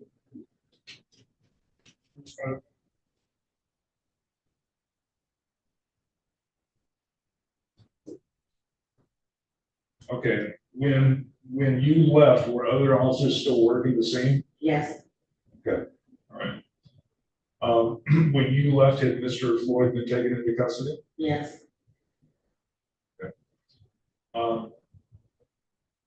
Now, you arrived at 2 p.m. when you first made contact with Mr. Floyd, right? yes. Okay, he was taken into custody that day? He was taken into custody that day. Okay. Yes, All right. Now, do I understand at some point during this visit, he started to clean up that which you inquired about that was on the floor here in Exhibit 7? I can show you Exhibit 7. Can I approach what, John? Okay. Just so that I know what you're talking about. In fact, I wanna hand, excuse me, hand you, which you've already seen, that's been, the prosecution's exhibit 7, which is in evidence. Okay, that's an opening of the utility closet, is that what you call it? Yes, Okay, and a little smear on the floor, dark smear? yes, Okay, you inquired as to what that was? yes. Okay, and you testified that Mr. Floyd said he thought that was wine. He said it was mine. Said it was wine. Correct. All right, I have it back, please. Okay, all right. Was it this that you saw him cleaning up? Yes, Okay, all right. How long after you had been there did you see him cleaning this up? once my partner and I stepped outside the door to advise our supervisors what we found. When we stepped back into the apartment, the defendant was down in the closet, bent over with a cleaning supply can and that towel trying to wipe out what we believe is to be suspected blood. Okay, all right. Now, was the photograph that is consistent of the exhibit 7? Well, let me stop that. Okay. When you and your partner saw Mr. Floyd, cleaning the floor there, exhibit 7, what you believe to be suspected blood, all right, did you stop him? Yes, Okay, all right. So this photograph was taken after he tried to clean up the floor? yes. All right.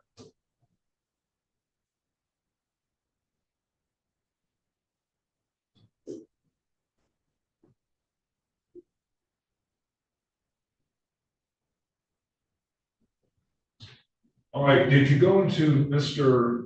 Let me strike that. Did you ever determine whether Mr. Wiggins had any sleeping quarters, or was he that Mr. Floyd would call Mr. Wiggins' room? No. There was a bedroom in the back. I asked the defendant about the bed. He said it's his mom's bed, which is it's only one bedroom. All right. Are you aware of whether any swords were ever taken into custody? Or taken into evidence? Did you see it? I saw the long knife that I described earlier. Okay, in addition to that, did you see any swords? No.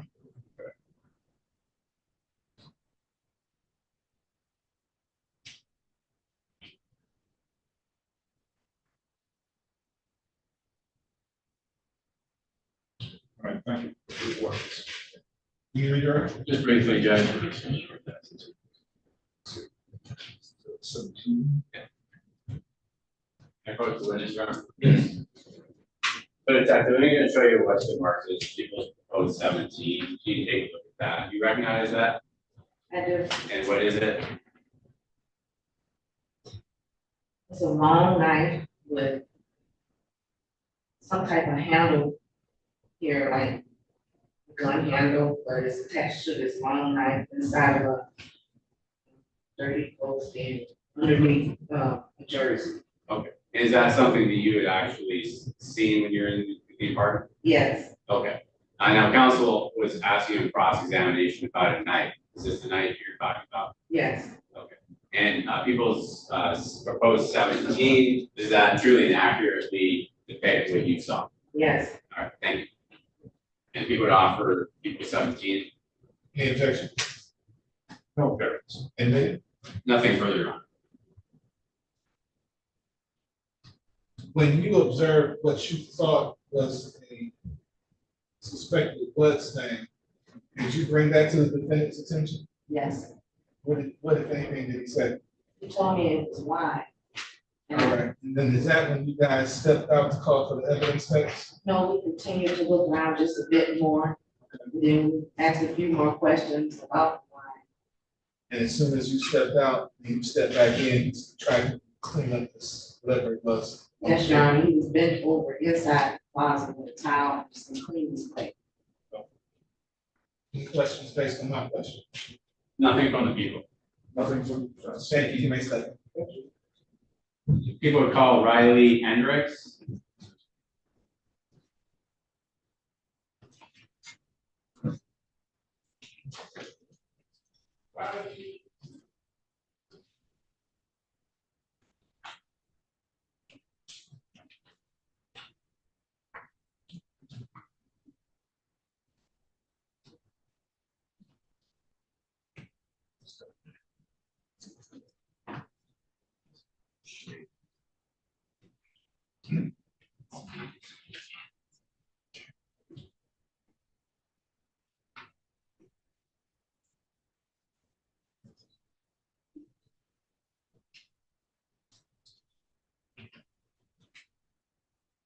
Please raise your right hand, sir. You swear or affirm to tell the truth, the whole truth, and nothing but the truth, so help you God? Thank you, sir. Please have a seat. Witness box next to me. Your voice up nice and loud, speaking to that microphone with your left once you see. Thank you, again, when you're ready. Thank you, Judge. Good morning again, Mr. Hendricks. Could you please state your full name for the record, spelling first and last? My name is Riley Andrew Hendricks, spelled RILEYHENDRIX. And how are you employed? I am a forensic technician with the Detroit Police Department. Right. Now, on May 9th of this year, were you employed in that position? Yes, sir. And did you receive a communication to respond to a scene to do some work? Yes, sir. And where was that? The scene was at 1500 Greenfield. Okay. And what is that exact? What's there? It was an apartment complex, and we were called to a specific apartment in the actual complex itself. Okay. And again, what are your duties with Detroit Police Department? I'm a forensic technician, so we get called out to the scene, we take photos, and we process the scene for evidence. Okay. And when you arrived at this particular apartment building, was there one particular apartment you had been told to do work in? We were directed to apartment 5. Okay. And so did you make your way then to that apartment? We did. All right. And then once there, did you talk to some officers before going inside? We did. We talked to the officers that brought us in on scene. And then right as we started going inside, we started doing some photos. Okay. And then, so based on your conversations with officers, is that how you get the information on what to look for? Yes, sir. Okay. Now, was there anywhere inside the apartment where you saw anything that appeared to be suspected? Yes, so whenever we entered the apartment, we saw suspected blood on the wall that was directly south of the front door. There was suspected blood on the wall east of the front door. And then opening the closet that was directly west of it, there was suspected blood on the ground. We also saw suspected blood on a cooler that was east of the front door and glass behind the cooler on the ground. Okay. And just.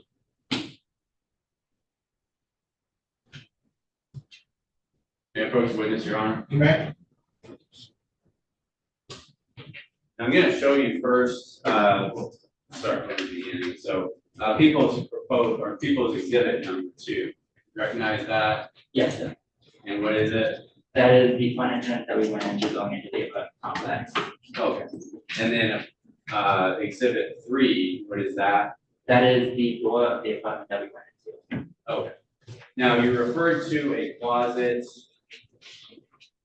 I'm going to show you people's exhibit 6. What is that? That is the closet with the suspected blood on the floor. Okay. And does exhibit 6 truly and accurately depict what you saw there? Yes. Okay. And then I'm going to show you people's exhibit 7. And what is that? That is another photo of that closet with the suspected blood on the floor, just with the door open more. All right. And people's exhibit 7, does that accurately depict what you saw? Yes, sir. Okay. And then who took these photos? My partner, Kathleen Bruner. Okay, good enough. Now, as far as the suspected blood you see in people's exhibit 7, is that tested? We did test it on scene using presumptive blood testing. Okay. And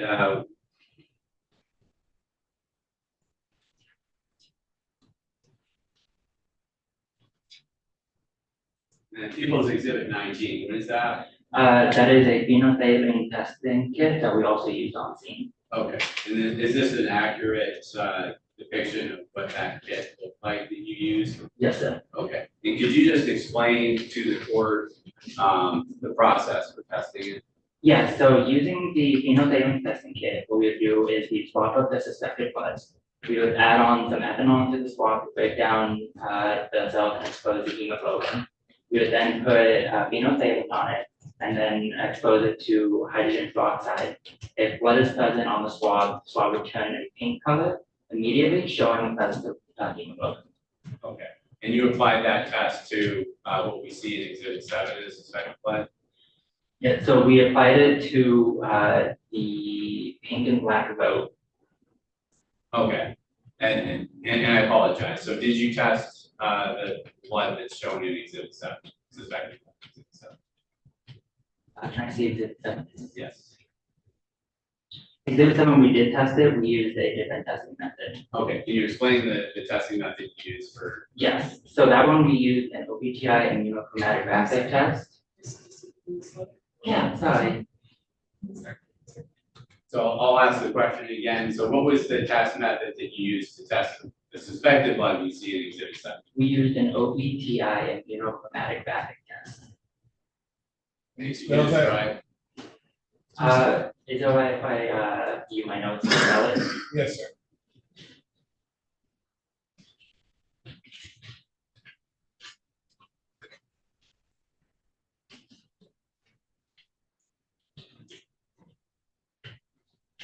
The spelling is IMMUNOCHROMATOGRAPHIC.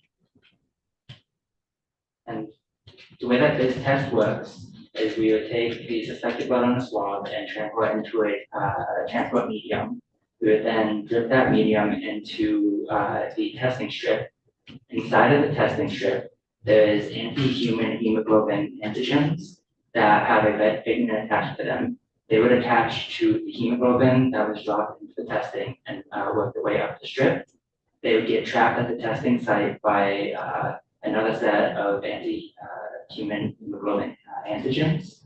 And then anything that was not trapped would go further up the test and go to another site that is the control line. If both the test line and control line are present, it shows a positive reaction to blood. Okay. So when you applied that test to what we see in Exhibit 7, what was the result? It was a positive reaction. Okay. So what does that tell you? It shows the presence that there could be in his blood right there. Okay. Now, you referenced a robe that was tested, correct? Yes, sir. Okay. And do you remember where in the house that robe, where you found that robe? It was in the middle of the main room on a wheelchair. Now I'm going to show you people's exhibits, proposed exhibit 8. See that? Yes. Okay. And in that photograph, do you see the robe? I do, yes. Okay. And then you said it was, and can you explain again where in relation to that wheelchair it was? So right underneath it is a wheelchair. So the wheelchair composed that on top, and at the very top was the boat. Okay. And I'll show you people's proposed 9, actually, people's exhibits 8 and 9 have people's 9. Do you see that row on in people's 9? Yes, sir. And where is it the same location? Yes, sir. Okay.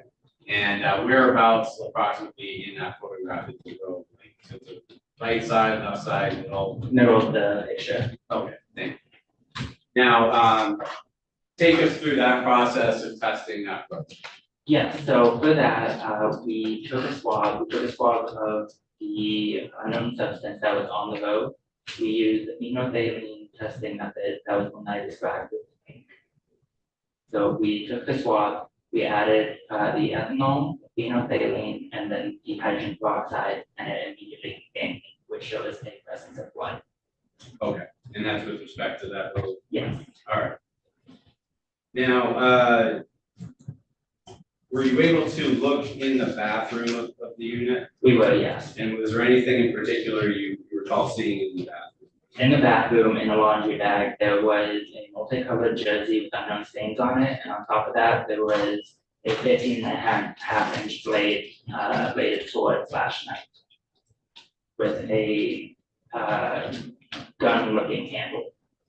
So I'm gonna refer you to what's been admitted, people 17, and you recognize that? Yes, sir. What is it? That is the blade as well as the multicolored jersey. Okay, and then were you able to measure the length of that knife? We were. I'm gonna show you people's exhibit 18, is that familiar to you? Yes, sir. And what is that showing? That is showing a measurement of the blade being 15.5 inches. Okay, and so this is the same, in people's exhibit 18, is that the same blade? 17 then? Yes, sir. Okay, and you said it's how, you measured it, it's how long? 15.5 inches. All right.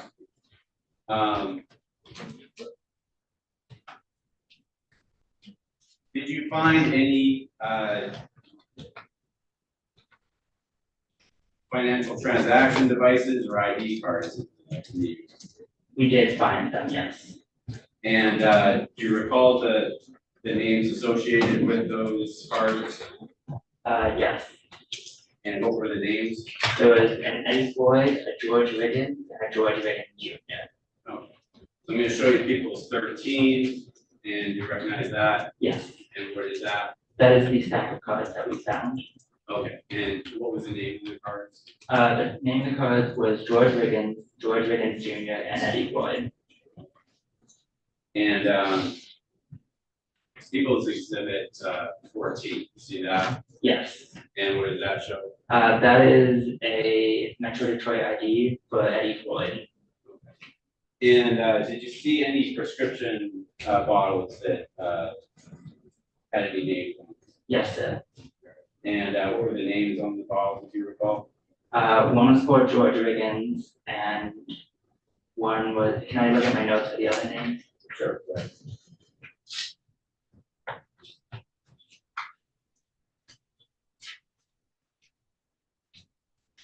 Was a Sylvia Mitchell. I'm showing you people's proposed 12. Does that look familiar to you? Yes. Okay, what is that? That is medication that was on a vanity dresser along the west wall of the apartment. Do those show the medication bottles that you just referred to? Yes. Okay, and those were found inside the apartment? Yes. All right.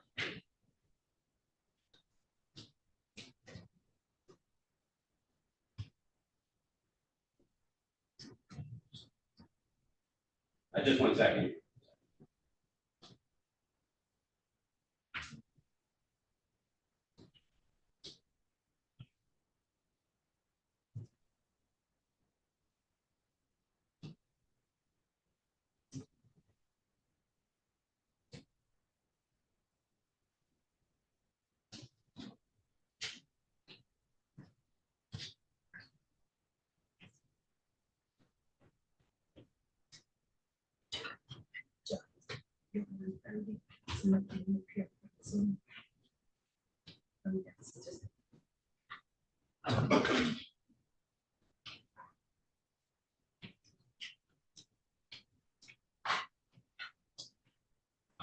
Just one other photograph I'm going to show you. This is people's proposed 20. You can take a look at that. You recognize that? Yes, sir. Okay, what's that?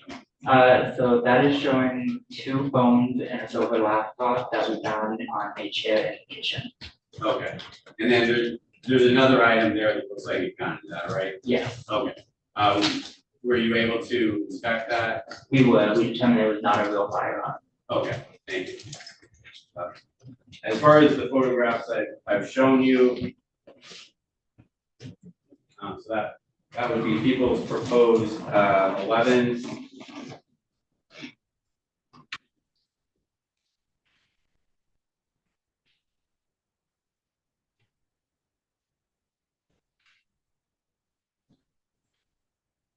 People's proposed 6.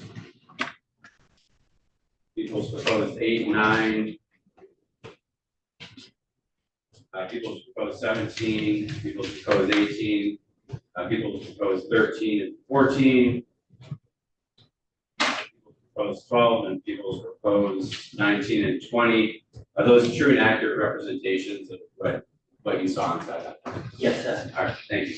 Your Honor, the people would offer those exhibits and evidence. I can listen. Any objection? No objection. Admitted? And then it has to publish. Yes. Publishing all the exhibits. Yeah, I think that's all. Yeah, and nothing further. Cross exam.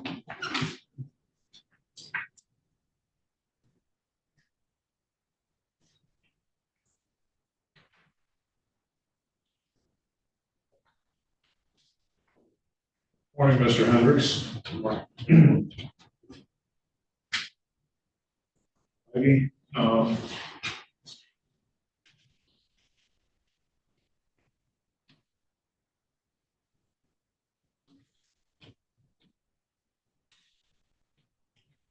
taking you back to the prescription bottles that you found in the dwelling in the department on the day in question.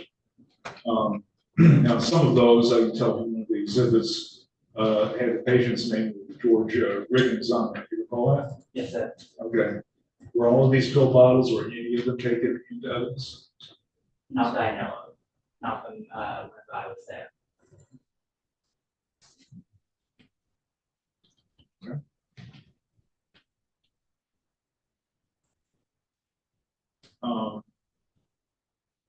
Now, you weren't the one taking the photographs, though, right? Correct. Okay. What would you say your primary function was there? My primary function was taking notes of the scene to author the report, and then doing the blood testing on scene, as well as collecting the evidence. Okay. All right. And the medications were not taken into evidence? Yes, sir. Right.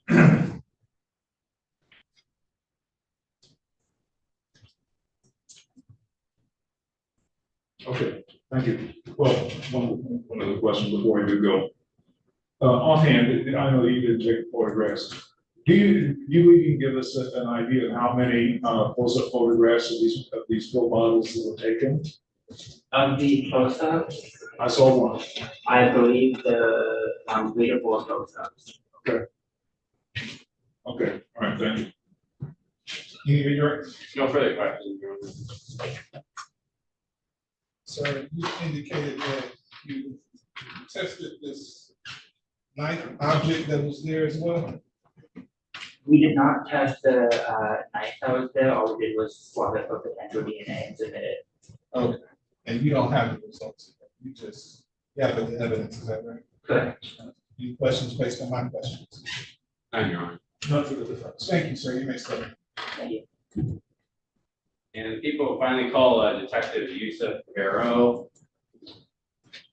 And you're gonna ask the court can allow me in the Zoom room. I just need a minute to access that. Okay.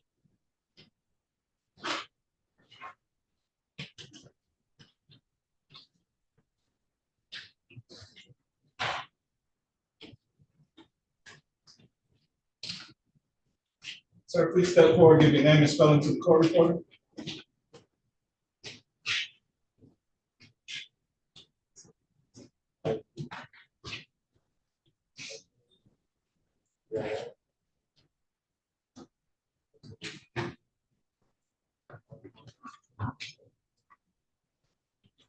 Please raise your right hand. You swear or affirm to tell the truth, the whole truth, and nothing but the truth, so help you God? Yes. Thank you, sir. Please have a seat for the response. You may begin when you're ready. Thank you.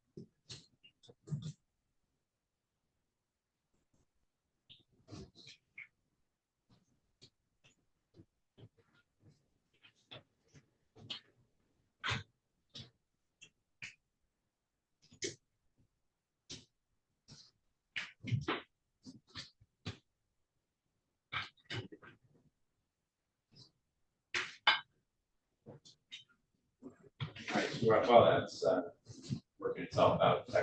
Do you please state your full name, spelling first and last?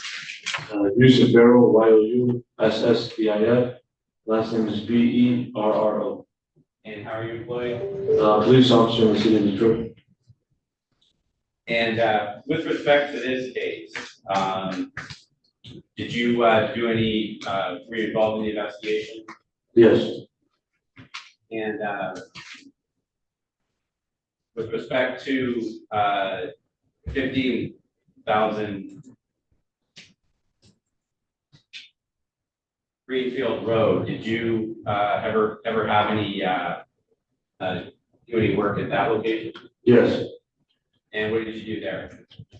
When I arrived, I assisted missing persons with they were getting a search warrant type to be executed. Okay. And with respect to which unit was it at that location? Do you remember? Missing persons unit. Oh, sorry, apartment unit? Is there- Apartment number 5. Okay. And did you yourself contact anyone from that unit living there? Me, myself, no. Okay. At some point in this investigation, did you contact someone who was understood who lived out at apartment 5? Yes. And who was that? The defendant, Eddie Floyd. And where were you? Where was Mr. Floyd when you contacted? Initially, I contacted him at the Detroit Detention Center. Okay. And whereabouts in the detention center? In the interview room. Okay. And can you just describe that interview room work? Yes, it just right when you walk in, there's a table, there's chairs on either side, and just white walls. Okay. And is that room equipped with any kind of recording equipment? Yes, it's to my understanding, it's video recorded and audio recorded. Okay. Now, when you met with Mr. Floyd there, were you able to confirm whether that was recorded or not? Yes. Okay. Was it recorded? Yes. All right. And can you just, do you remember what Mr. Floyd looked like? Yes. Can you just tell the court if you remember, if you can see him in the courtroom right now? Yes. And can you identify him by an item of his clothing, where he is? Yes, he's at the defense counsel wearing the green jumpsuit. Let the record reflect that Detective Barrow identified the defendant. So noted.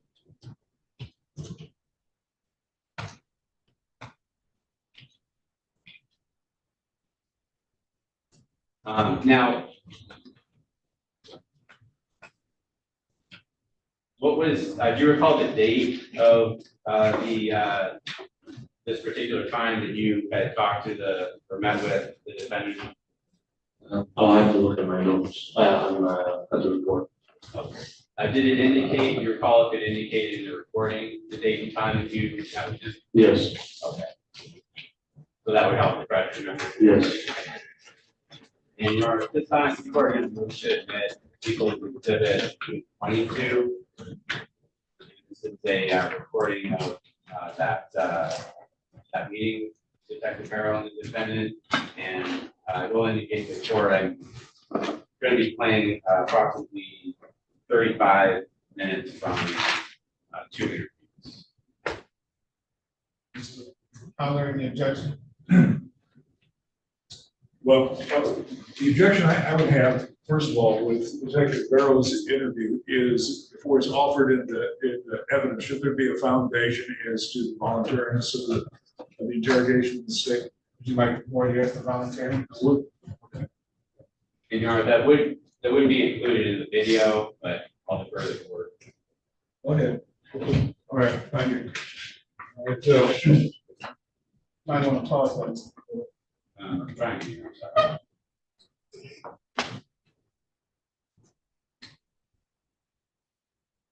Okay, Counsel. okay, thank you. All right. Is it Detective Barrow? Police officer. Police Officer Barrow? Yes. Okay, now, it was on either May 9th or 10th that you took this interview or interrogation of Mr. Floyd, is that right? It was 2 days back to back. Okay, how many did you participate in? Both. Okay, all right. Okay, the first day was which day, 9th? I believe so. Okay, all right. Prior to interviewing or interrogating Mr.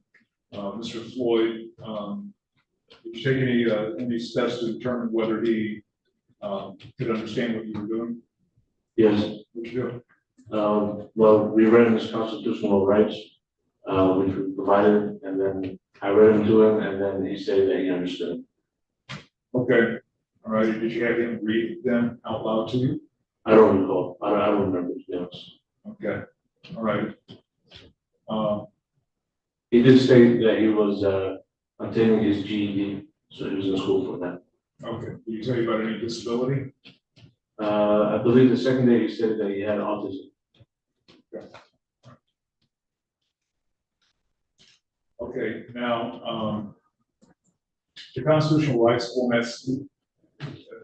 is that what I'm going to call the standard, like police department rights form with the, all the rights, the right to have an attorney, right to remain silent, anything I say can be used in court of law against me, and so on and so forth? Yes. Okay, at any point did he sign that?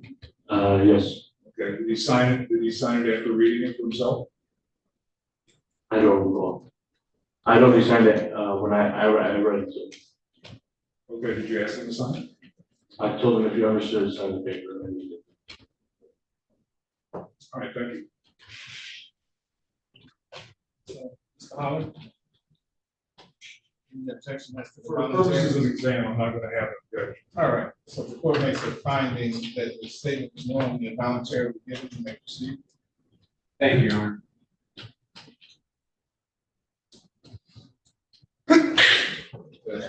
Thank you. And so before I start the recording, so Detective Barrow, as far as your review of the rights and your interaction with the defendant with respect to those rights, that was recorded, correct? Yes. Okay, so I will play that portion first, and for the record, I'm starting the recording at, this would be 5/10/2024. You're putting in the rights? Pardon me? You're putting in the rights that's already stipulated to, for exam purposes only? Is there a stipulation that, you know? I said it wasn't knowingly and voluntarily given. I've already made that finding. Okay, I'll skip over that. Okay. Thank you.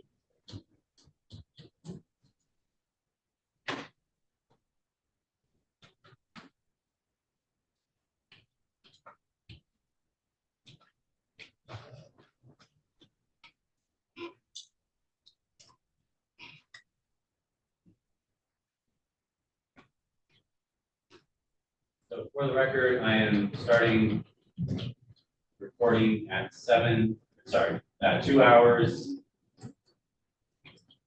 7 minutes and 36 seconds.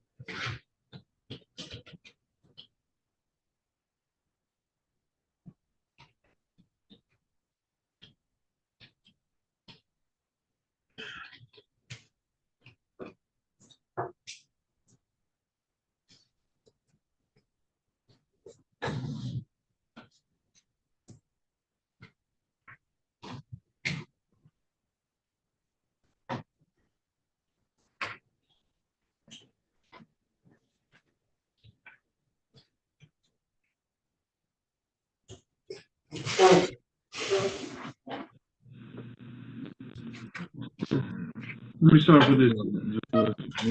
Yeah, you know who George is? Who's he to you? Your stepdad? Okay. How long has he been your stepdad for? Yeah, about like 8 months. 8 months? Okay, so I knew. When was the last time you seen George?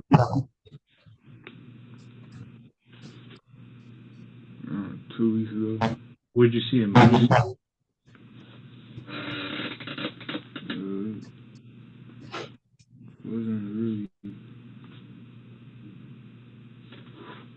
Wasn't really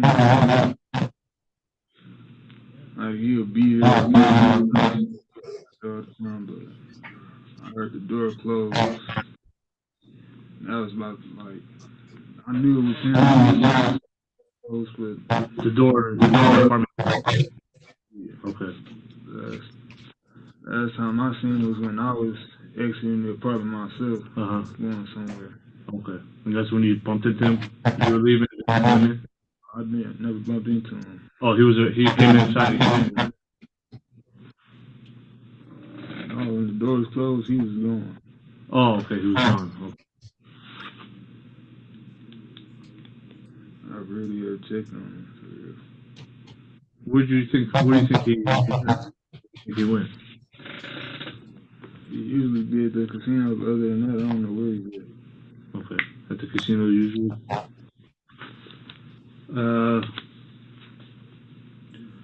And you said he's been with your mom for 8 months? It's been about 2 years. Oh, about 2 years? But this is stepdad 8 months ago. Okay. And how's that going? It's alright. Yeah.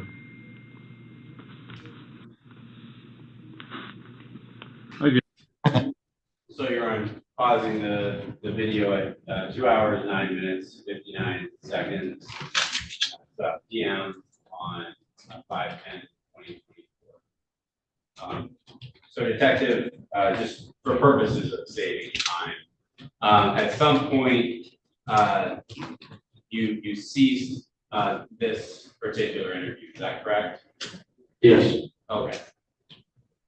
And did you have an opportunity to then interview the defendant again after May 10th? Yes. And May 10th is the correct date that you interviewed, correct? Yes. Okay.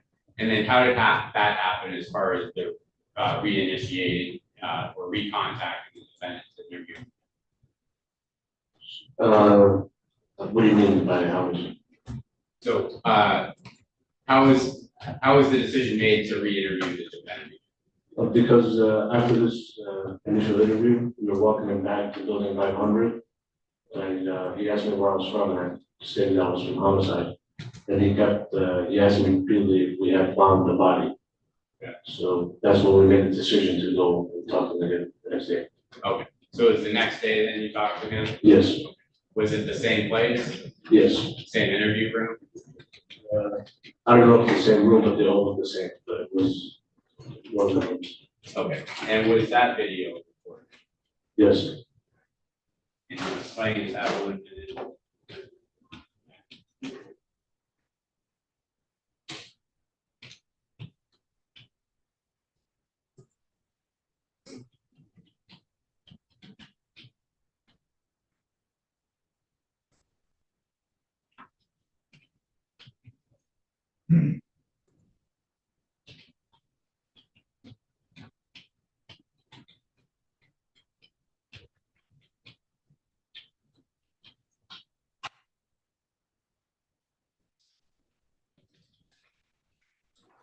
Would offer into evidence people's exhibit 22. This is of the interview that occurred on May 11th. Was a different day than the price was given? This is the date that Detective Jaara just testified to as far as when they brought in the defendant. Any objection? Did he say exhibit 22 is for the second interview as well? That's correct. They got the numbers mixed up. So 21 is the first, sorry, 22 is the first interview, 21 is the second. Okay, so do I understand that counsel is offering exhibit 21 now into evidence? Correct.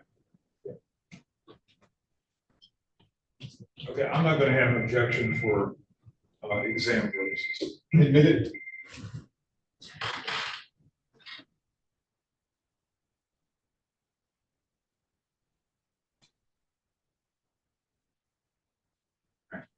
Now, do you see the monitor?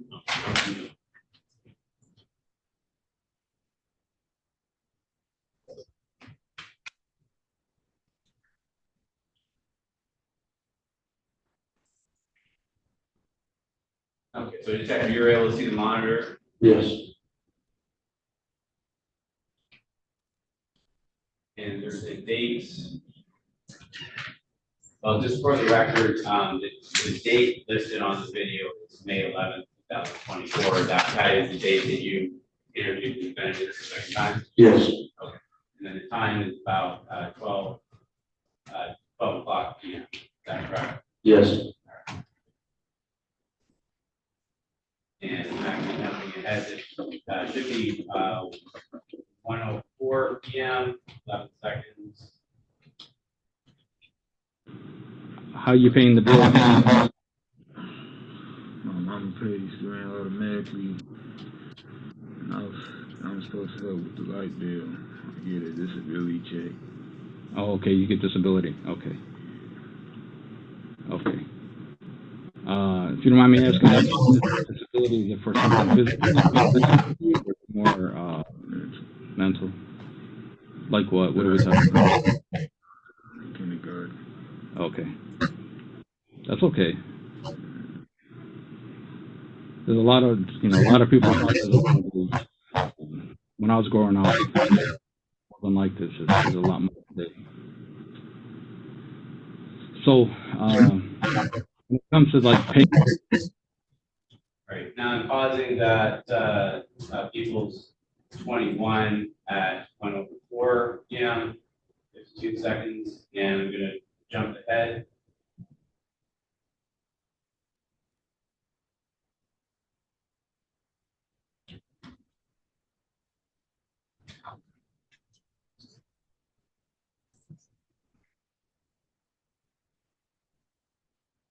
This is to 1:14 p.m. 30 seconds.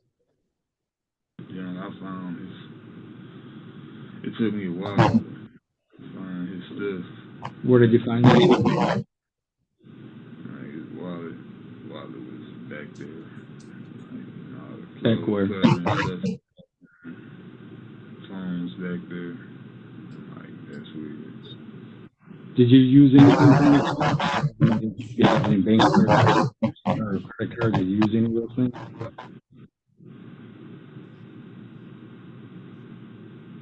Yeah, I tried to see like if he had recently used his banks, his TECU. What is it? Tried to see if he recently used his TECU. TECU, what is that? That's a credit union? Yeah. So it's like a bank card? How did you try to see if he didn't want to use it? What did you do? I went to his app. It was open, so. Did you use his phone to go into the? It was his phone. Okay. It didn't show me nothing, so it had money on there, so I just closed it up. Okay. Was there, so did it show you the balance and there was no money? It didn't even show you the balance. No, it showed me the balance. How much was in it? 940. So there was money on it? Then what did you do with that? What were you, I don't understand. You used his phone to go into the, to see if there's any money. How come you didn't do anything? Because that's his money, I'm expecting him to come back.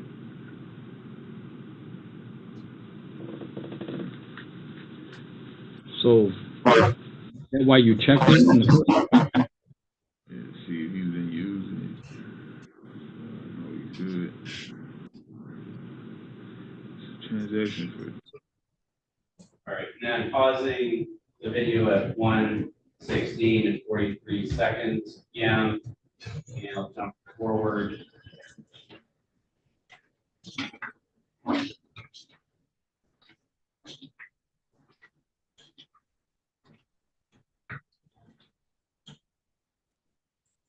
To 2:12:59 p.m.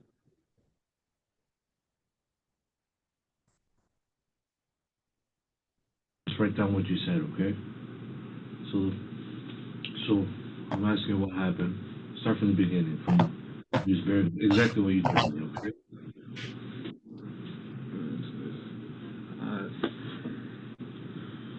Yeah, barricade. Yeah,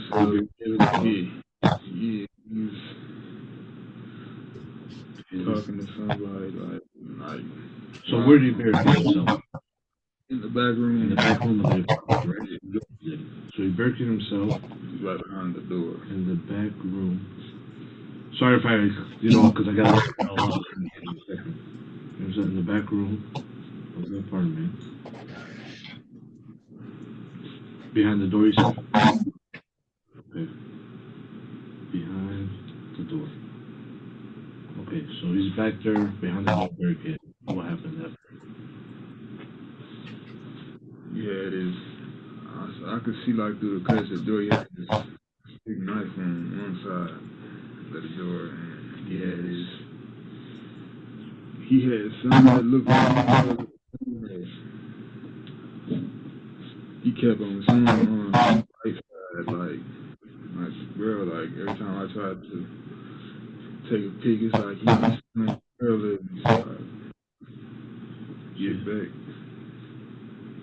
That's what really made me believe he had actual gun.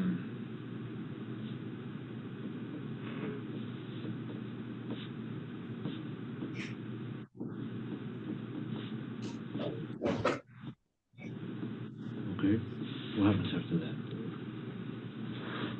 After that, like he's in there, he's barricading himself. He's in there. He's like he's spreading. So what was he saying? Like I'm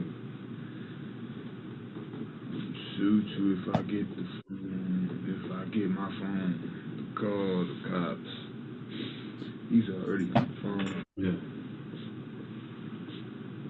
Okay. He says if I try to leave, he's gonna start shooting. Straight away to the front door. So goddamn. Okay. Well, what happened after we came out? After that, he didn't have the knife, but he had his hands in his pockets. I stood there froze. I'm convinced he had the gun.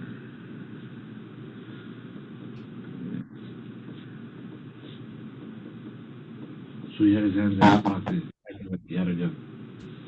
Yeah. Do you know which pocket? Right pocket. Pants pocket or neck? Neck pocket. Like this?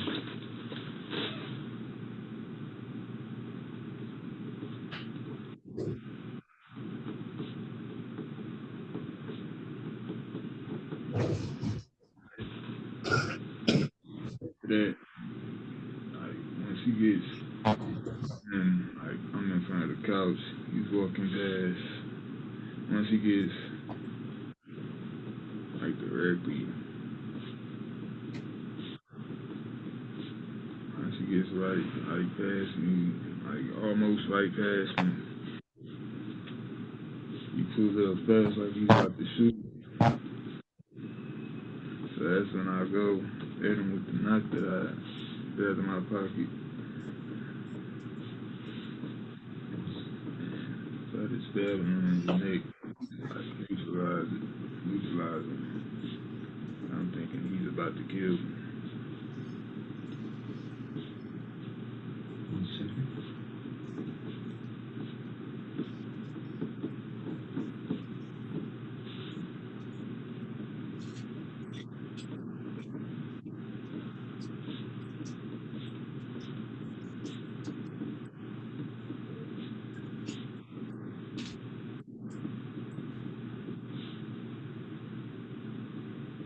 You said he thought he was going to kill you.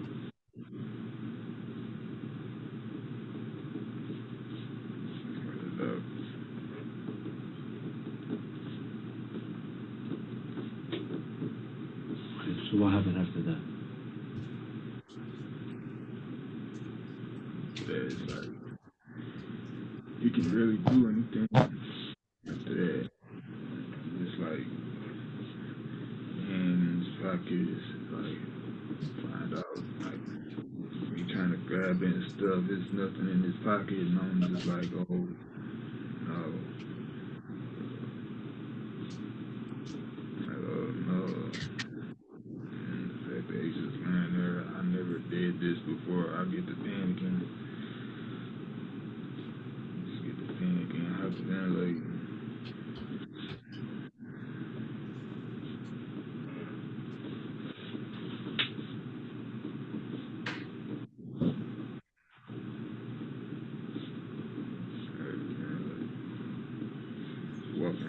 was in circles.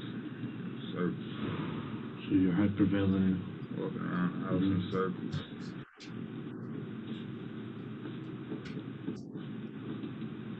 Not even thinking straight.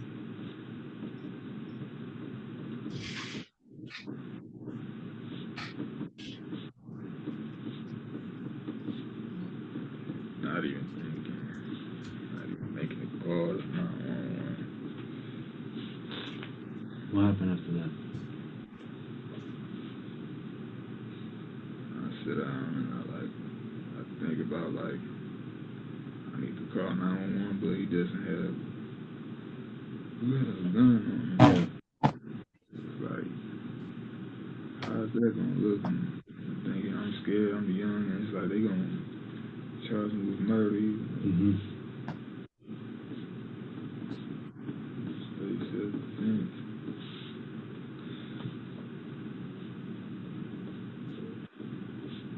I'm thinking.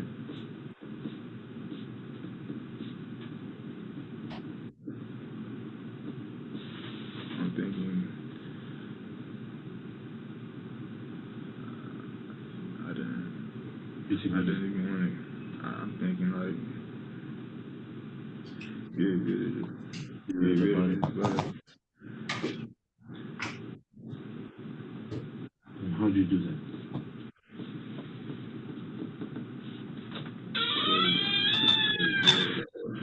You see? I'm sorry. Cut his head off at first. Yeah, flaming hot shooter.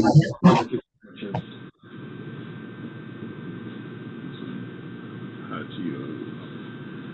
You cut his head off at first. And then what was that? Here, drink some. Then, if you want to drink, for you. So then, It's lower part. Like where the waist is.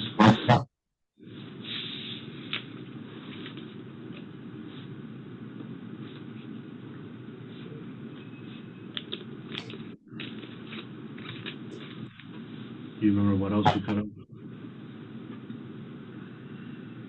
It was his arms. His arms? His arms.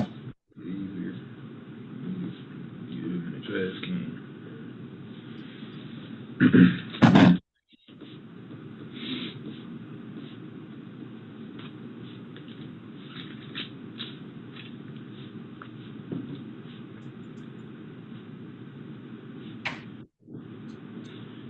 Okay, so after you cut him up, what you do with his body parts? I put it in the green trash can. Did you put them in bags first? So you put them in what kind of bags? In black garbage bags.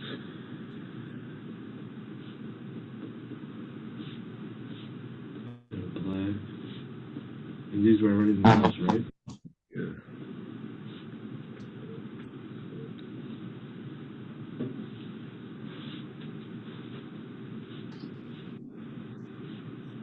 Okay, so after you put them in bags, what you do? I put them in the green, in the garbage can.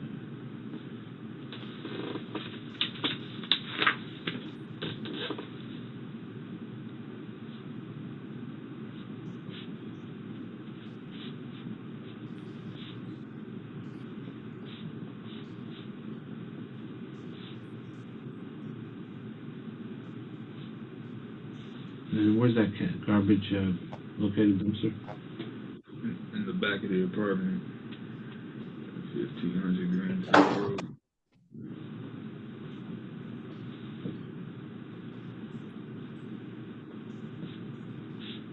Is it okay if I can use the bathroom real quick? Yeah, 1 second, okay?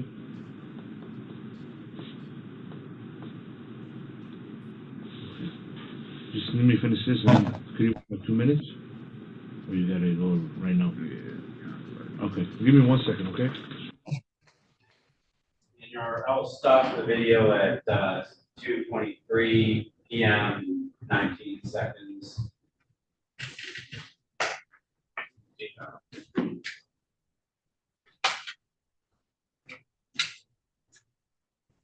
And so, Detective, was that a true and accurate representation of your interview with the defendant? Yes.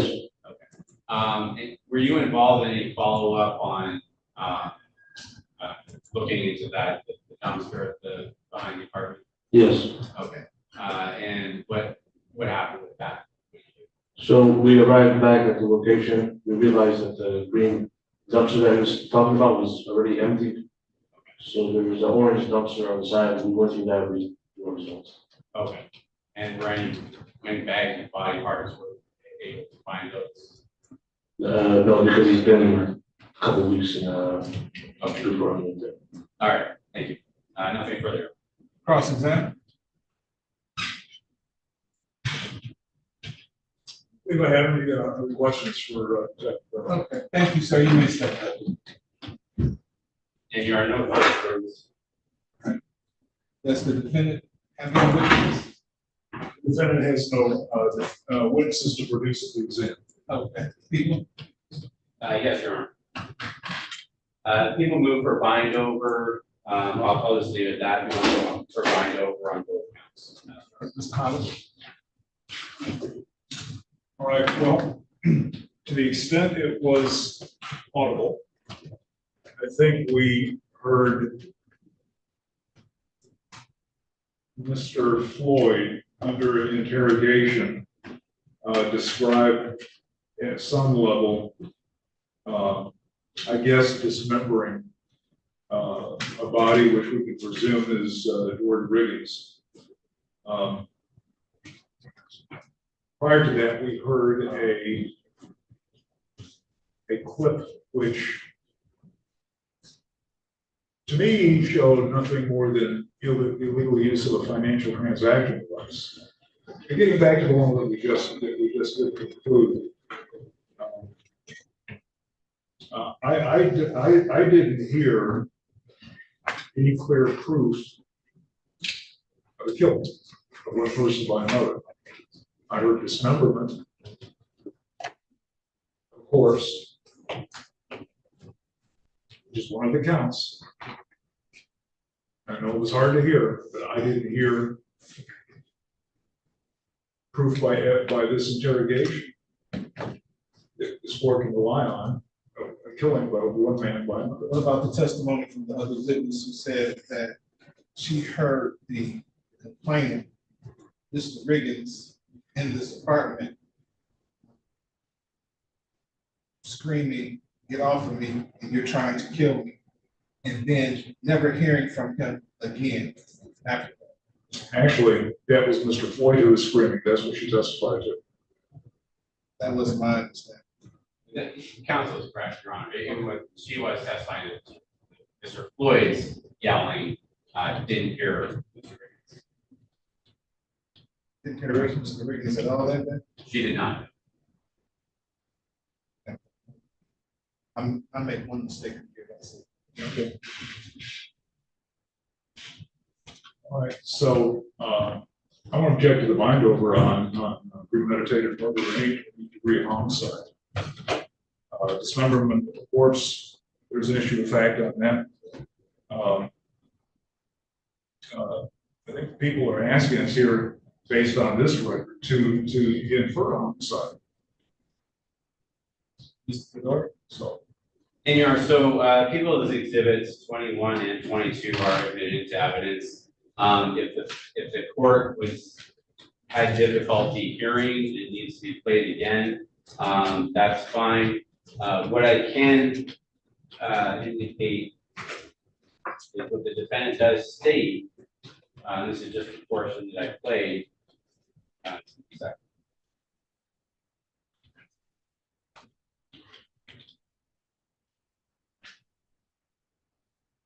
Basically, in effect, he's saying that Mr. Riggins had barricaded himself into a back room, that he was right beside or right behind the door, and then the defendant saying that he could see a knife on one side, and then says something to the effect of believing that he sees a gun.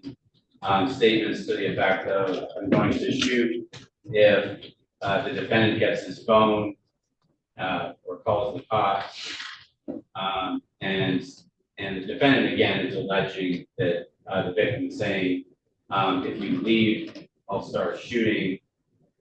And then indicates that the victim, Mr. Riggins, then leaves the room, and says he didn't have a knife, but his hands were in his pockets.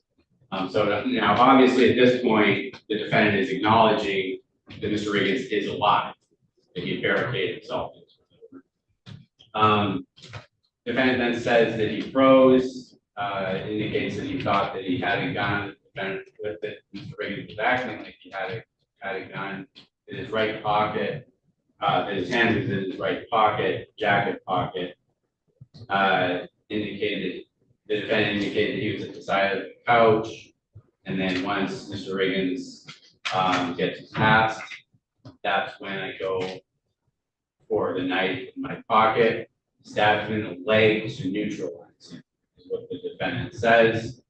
Indicates that he's thinking that Mr. Riggins is about to kill him. And then I think counsel acknowledges that thereafter there's the statements concerning cutting up Mr. Riggins, cutting off his arms, cutting off his head, etc. But basically, again, that's what the video says. I can provide that to the court if court needs time to review it closely. In addition to that, the other portions I played of the video are just further evidence of premeditation. So again, the defendant looks into the victim's account. This is after the kill. And so he's acknowledging that. How does that go to premeditation? So it goes to felony murder. The intent here. You're not charged with felony murder. And I apologize. I failed to make that motion, but I would move to amend the complaint to reflect the alternative premeditation and felony murder based on attempted robbery. But it does reflect that the defendant's intent was to actually take money from Mr. Riggins. His cards are left behind. They're still in the apartment at the time of the evidence text searched the home. The defendant acknowledged. So he acknowledges that he looks into the account. Is there any evidence he tried to do anything other than look? There's an inference from the fact that he looked into the account. He killed the man. Okay. So what he told the police was, well, I looked into his account to see if he used it. The defendant knows that this Riggins isn't using his account because the defendant knows he's deceased. So obviously that's not what he's doing, because that's false statement. The inference from the fact that he actually looked in the account is that he had looked into it for the purpose of extracting money. Whether he did that or not, there's the inference there. And also played the previous portion where he indicates that he's not working. And says something to the effect that he's anticipating getting this building. Okay, so as you know, for the crime of theft that you're talking about, you not only need intent, but you need some kind of actus reus, an act of looking into it without some affirmative steps into getting the money. Sounds like it's missing. So Your Honor, there's a lot of evidence here of the defendant's actions. So right after the murder, they infer both premeditation and intent. We're talking about felony murder right now. Yeah, and I'm talking about both, but you're asking me about felony murder. Right. But these actions after the fact also infer his intent as far as intent to rob. So again, we look at the fact that right after this, so he stabbed Mr. Riggins in the leg, doesn't call police. Contrary to that, he actually cuts up Mr. Riggins. That does so and then puts him in plastic bags. And this is right after he had stabbed. I get that, but I'm still listening to felony murder, the underlying felony. Well, again, Your Honor, and I would submit to the court that these actions after the fact are consistent with what he indicated before, as far as looking into his account. What's his intent when he's doing that?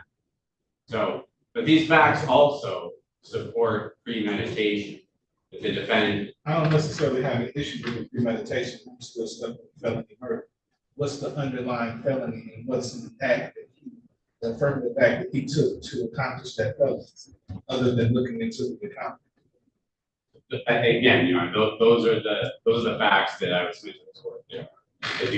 So that's the only thing that he looked into. That, yes, and then the other actions, again, they're both consistent with premeditation and they do corroborate what is intended. And keep mixing these apples and oranges, I'm just talking about the felony murder. I'm with you on the premeditated, I'm asking about the felony.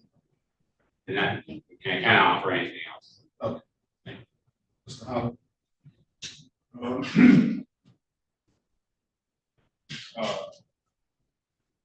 Judge, I don't think there's been evidence of any premeditation here. What you have here is, the only evidence we have is Mr. Riggins barricading himself in a room and then threatening Mr. Floyd, eventually coming out, showing that he's armed. Now, of course, none of us were there with them. Showing that he's armed with a handgun, and then Mr. Floyd, if he did anything, was acting perhaps self-defense. You acknowledge that is this self-defense claim would be a question of fact to be determined by a trial, right? It would be. It would be. But premeditation, when he is responding to an attack, when he is responding, but premeditation. So, I don't know, thanks to allegedly your defendant's actions, what ultimately caused the death, because the body wasn't found. What we do know by your client's own admissions is that he took the time to cut off his arms, to cut off his head. That in and of itself gives time to reflect on what you're doing at the moment that you're doing. Yes. It's time to reflect on your actions. Yes, but Mr. Riggins was dead by that time. I don't know that. Well, no, we don't. No, we don't. I don't know that.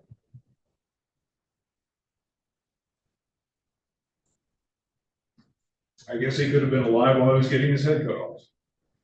And his arms cut off. If in fact that even happened. Okay. What I see here is manslaughter and mutilation of the corpse. Manslaughter? Yes, not premeditation. Absolutely not. Okay. Absolutely. You have a man that was slaughtered, that was dismembered, but you definitely do not have a manslaughter. At best, you might, if you believe every word of the defendant's statement, you might have a second-degree murder, which I do not. But there is a question. I'm not here to decide which crime fits better, second-degree murder or first-degree murder. My function here is to determine whether or not people have produced enough evidence on this record to sustain a charge of first-degree murder premeditated. And I submit to you that they have. Even given the defendant's partially self-serving statement, I look at the surrounding circumstances, everything that this defendant did. Not only did he take the time to chop this man up, but he even tried to dispose of the body. Well, he did dispose of the body by placing the body in garbage bags and then placing it in a dumpster. And then he had to do some remarkable cleanup of the scene, although it wasn't crystal clean, because some blood was left behind, but that he took the time to clean the scene up as well. Even while the officers were there, oh, I missed the spot, let me go back and clean this up. The court is satisfied that people met their burden of probable cause as it relates to the charges contained in the complaint. The court finds those charges were committed in the city of Detroit. The court finds probable cause to believe this defendant will be bound over to Wayne County Third Circuit Court Criminal Division for proceedings. His arraignment on the information date and time will be June 4th, 2024 at 9:00 a.m. Defendant will be remanded to the custody of the Wayne County Sheriff. You know, that was June 4th at 9? Yes. Thank you.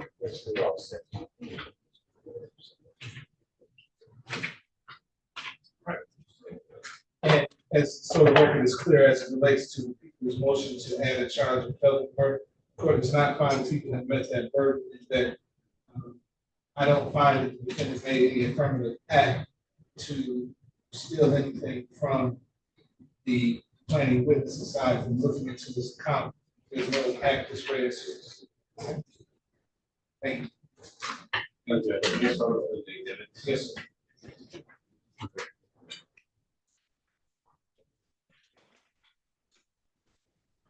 Just stay there for a second. One second. Right here.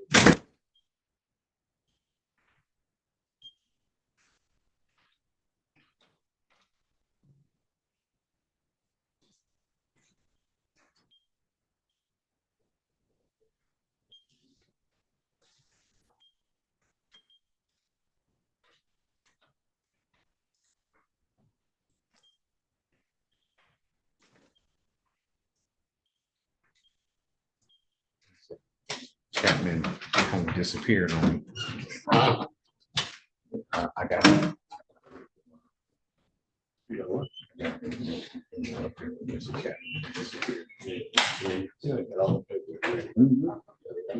Just Miss Merrill, Okay. and she appeared by. You want to talk to him? Yeah. Also.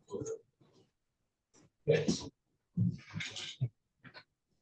As long as we're waiting. Yeah, wait for presence.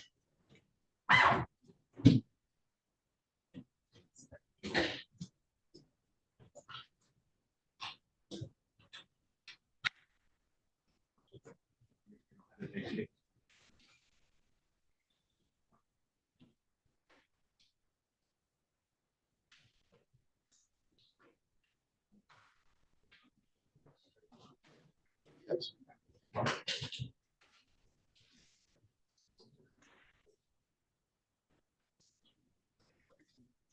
Your bag. You go right here. I didn't want you to take your bag. Oh, okay.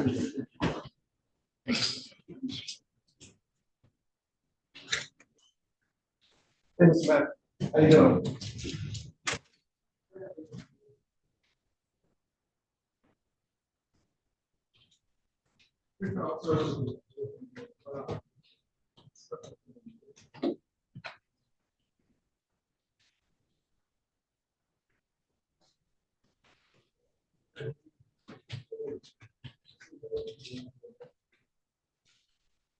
Mr. King, if I could ask a question. Yes, sir. Does the court at present have restrictions on spectators observing court proceedings? No. In person, so, okay. I mean, we're wide open. All right.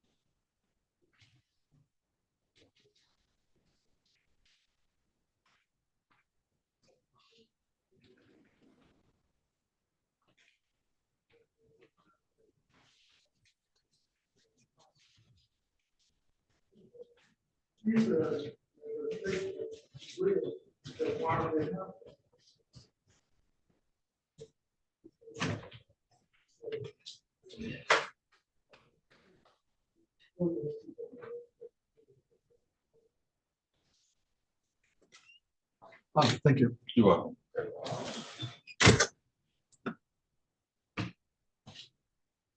Are you ready for this, John?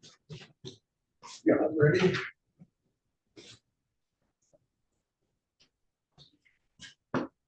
Yeah, I saw the green and white helmet.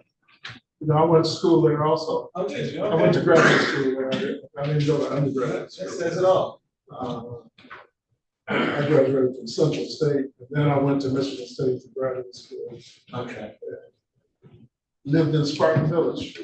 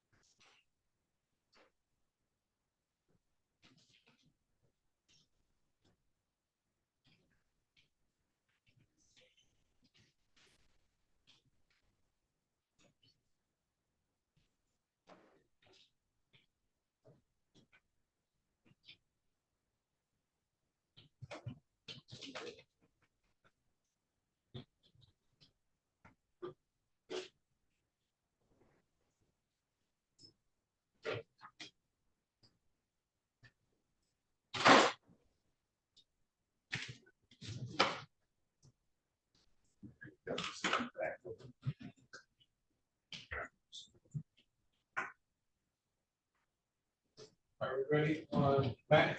I thought we were, I don't know where it's at.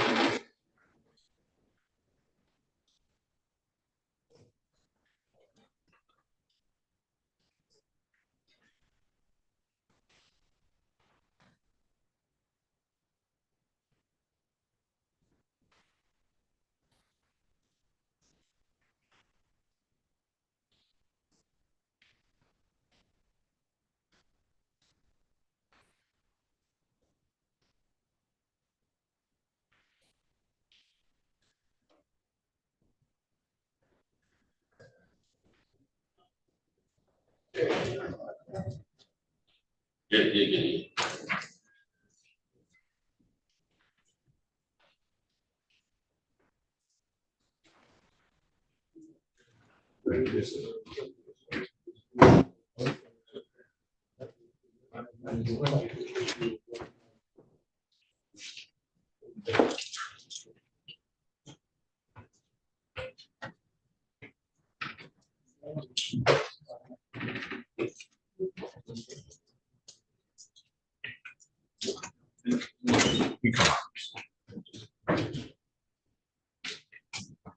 Step next to your attorney.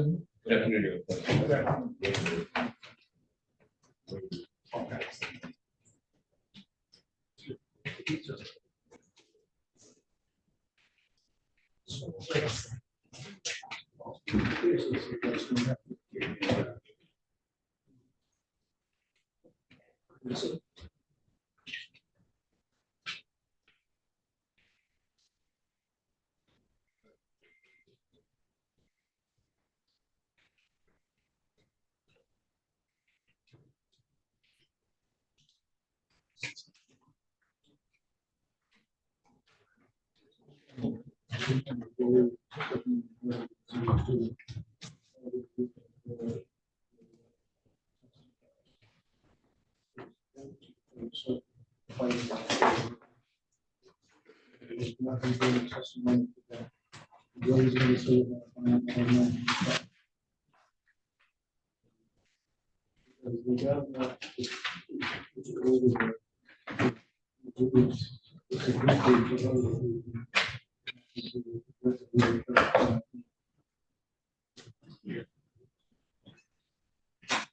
is the way to go. And preliminary exam. See, the preliminary exam. For it, turn it up. If you really have we had an exam, if this is understanding. Then they would have.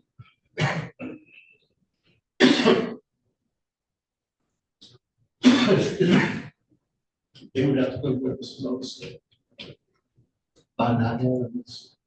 When he was waiting, we're not going to have this exam. We're going to move this over to the third.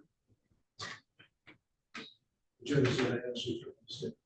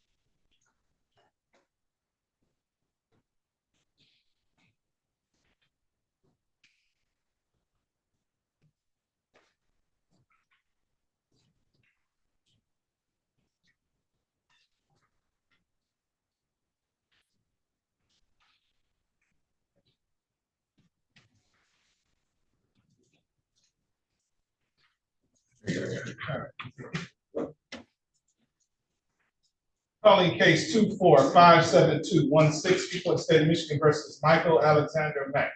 Defendants charged on count 1 homicide, murder second degree. Count 2 felony firearm. Appearances for the record.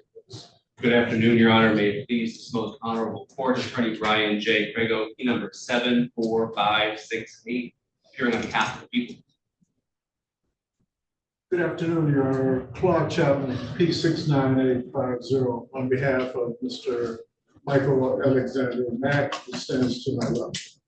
Tell me your name for the record, sir. Michael Alexander Mack. Today is the day and time set for preliminary examination. Counsel. Your Honor, this is the time set for preliminary examination. The prosecutor and I have agreed to waive the preliminary exam and move this matter to the Third Circuit Court. Mr. Mack, please raise your right hand. You swear or affirm to tell the truth, the whole truth, and nothing but the truth, so help you God? Yes. Thank you, sir. You understand you have a statutory right to have a preliminary examination by waiving the same. That means you won't have one. You'll be bound over to Wayne County Third Circuit Court as you stand charged. You understand that, sir? Yes. You understand the nature and the purpose of the preliminary examination? Yes. You understand if you were to have one, the prosecution would have to establish that the crime you're charged with was committed in the city of Detroit, which is probably close to the committed. Is anyone forcing you to waive your right? No. Does anyone promise you? Are you waiving the right freely and voluntarily? Yes. Any objection from the people? No objection at this time. Court finds the defendant's waiver is made knowingly and voluntarily free and different court will therefore bind the defendant over to Wayne County Third Circuit Court for proceedings. His arraignment on the information date and time will be June 4th, 2024 at 9:00 a.m. Following the I'm very briefly addressed by previously requested a report from the pretrial services department. I've had a chance to review the report. Where is the report? Did you give it back? Yeah. Go ahead, I'm sorry. I think the report accurately states that Mr. Mack is a lifelong resident of the city of Detroit. He has no history of any type of violence absent this present case. He's gainfully employed. He resides in the city of Detroit. He resides with his significant other spouse on Greenview and is employed, works 40 hours a week, approximately $20 per hour. He desperately needs to continue his employment in order to sustain his family. I would submit that he's not a flight risk, as evidenced by the fact that he's addressing the charges. I would further submit that if you look at his record, absent this crime, there's never been anything that would indicate that he's a threat to the community or a threat to anyone else. I believe that there are a set of conditions, if the court has any concern about whether or not he can harm the community or anyone, that there are conditions that could be set that would address that. Namely, Mr. Matt could be given a GPS tether that allows him to go to work and nowhere else. He could have home confinement other than when he was at work. He has every incentive to abide by those conditions, and we respectfully request that the court consider granting bond under those conditions.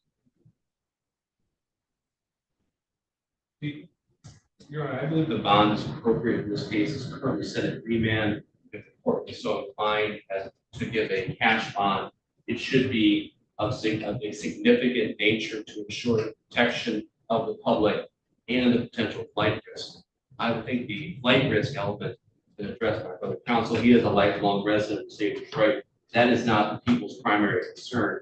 It's the threat to public safety, as it is alleged in the facts in this particular case, in which Mr. Mack, a valid CPL holder with numerous firearms in his home, allegedly, when confronting his brother over a trivial matter, resulted in the incident that's before the case today, shows in terms of potential for a threat to the community use of those firearms.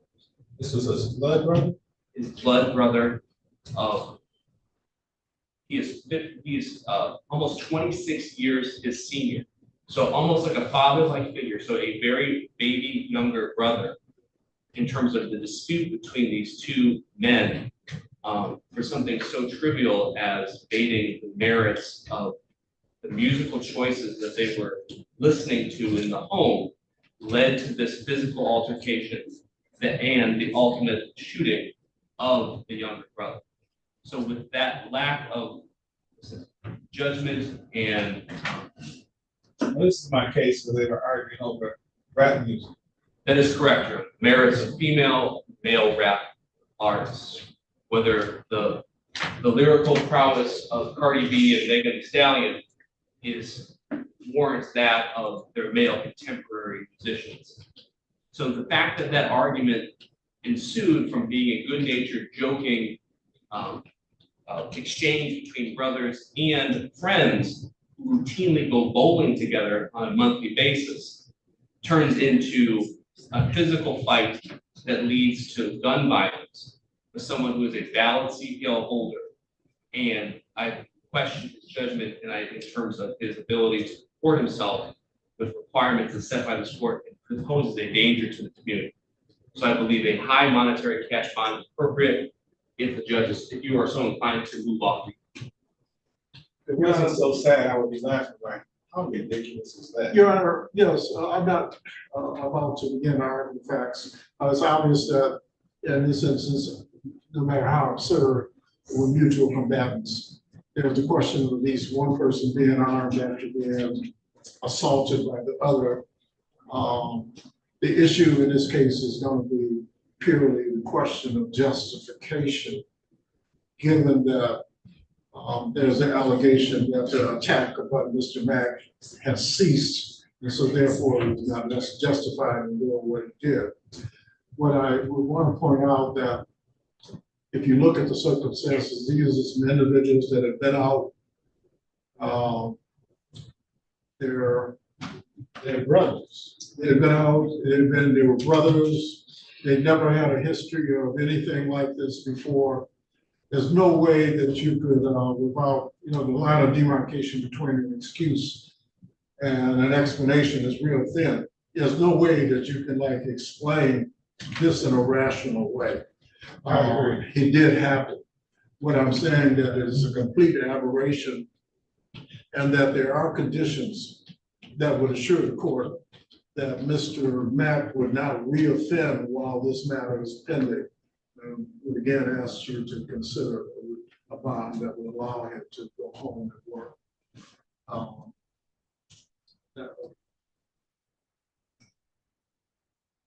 gonna have to start this book a lot sooner. Because stuff is better than fiction. I've had people die over a slice of Little Caesar's pizza. Now I can add to the list, dying over who's a better rapper. Cardi B and Megan Thee Stallion versus whoever. Jay-Z, who is it? Anyway, it's equally ridiculous. The pretrial services recommend that the court reduce the bond to $750,000 cash. If I were to do that, I would also place the defendant on GPS tether house arrest in addition to it. I'll adopt the recommendation, $750,000 cash with GPS tether house arrest. Is there any way that the court would consider 10%? And Your Honor, I think it goes without saying that there would be a condition that he not be in a home with any firearms or access to firearms as a condition. Yeah, that's true. I need to make that change. Sure, GPS house arrest. I think. Thank you very much, Your Honor. Thank you, Your Honor.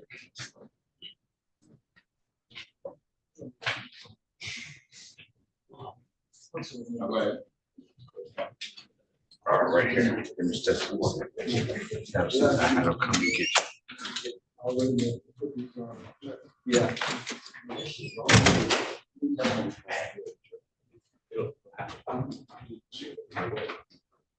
Let me try that.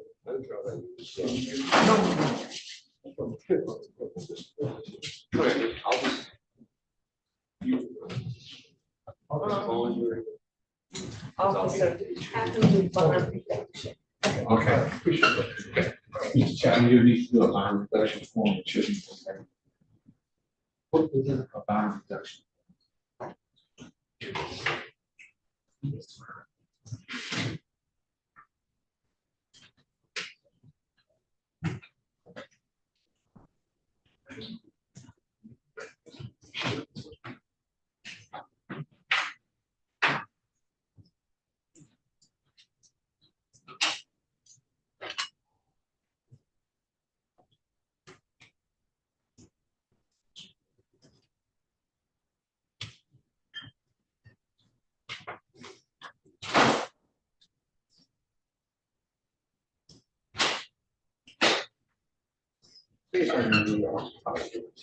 We are all set with Mr. Mack.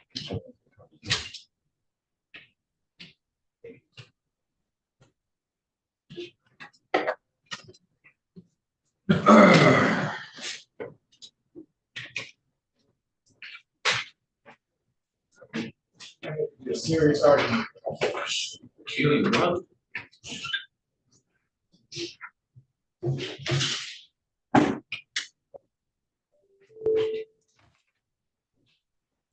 What time is coming back? 1:30 is our next case. Yes, sir.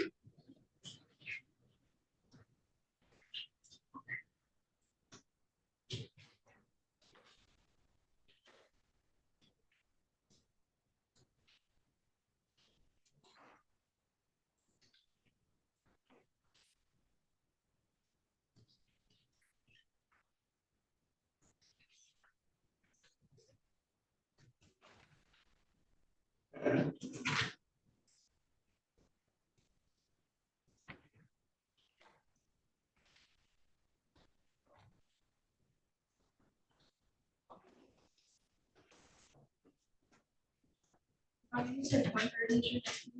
1:30, yes. Thank you.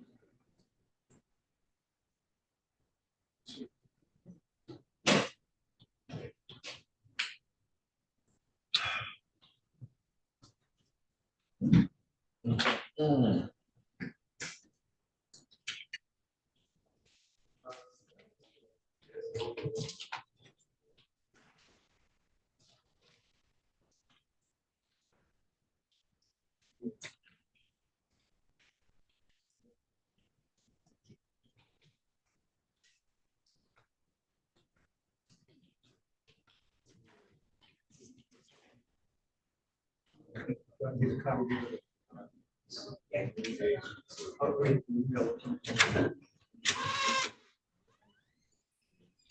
he good to go. Okay.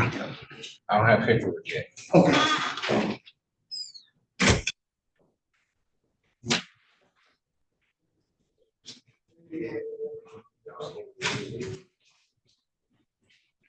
A follower of yours on Facebook. How are you? Okay, yeah, I learned a lot about you watching Facebook. I see their helmet there. It's there as a hobble now. Believe it or not, at one time I could jump across the field, running on world record chains, but my knees is giving on me now. Have you been up there lately? No, I haven't. No, last year, I went up last spring. Every time I go up there, it's a new building. Yeah. It's like, it's Last amazing. spring, last- McDonald's is 3 stories. One on Grand River and Logan, it's Yeah. 3 stories now. Yeah, I lived in Sparta Law Village. school up there, all that stuff wasn't there when I was there. Yeah, I lived in Spartan Village, $117 a month. Did you? Okay. Yeah. That was probably kind of pricey. I had more money then than I have now. I stayed in Campus Hill Apartment. Oh, okay. My sophomore year. And then here's the ironic thing, both of my boys are from Michigan State. My youngest decided he wanted to move off campus after his first year, right? So he said, then I think I found a place. So we go up there and look at the place. He's in the exact same apartment that I stayed. The exact same apartment. Wow. Oh, wow. They had no idea. Yeah, my Is son Roy does still it in here? Michigan State. He's downstairs. Yeah. Yeah. And when the days, like I said, I had no resources there when I wasn't working, just me in the street. I believe. I have a new one. I'll be back at 1:30. Good day. All right, thank you. You too.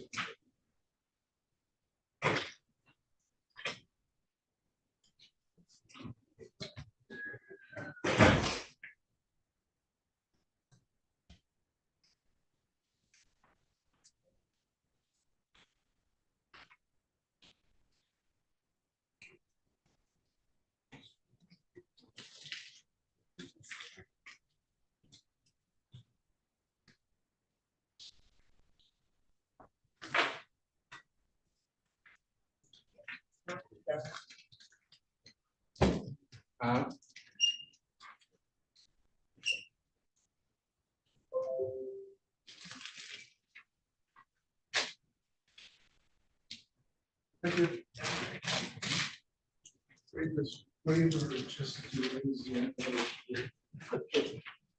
We get to argue that spells are privileged something. Yeah, well, it makes it look like you're doing something. Yeah. Look, you have a good one. You as well. I look forward to seeing you when you come. Okay, if you remember. See you after lunch. All right. Drop it off and I'll leave me a note, and when it's ready, I'll send you an email.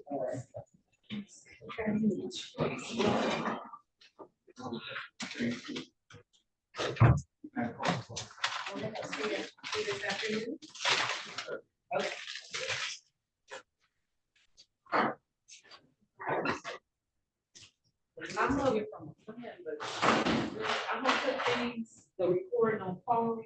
So this afternoon, when we start up, can you remind me to turn it back on, to turn it on? Let me know what to do, speaking of course, for it's both. I'm just thinking of Queen. Do this. I didn't call me, so I'm thinking, I'll go to the restroom and then just, I got my lunch here, so. Can I have a minute? Right. Be back.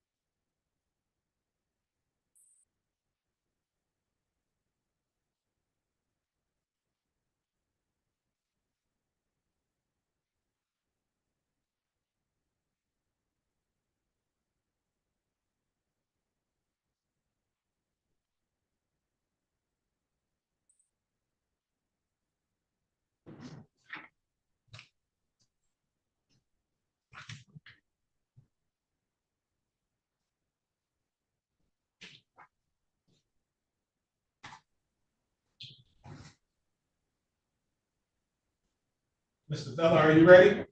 Yes, Your Honor.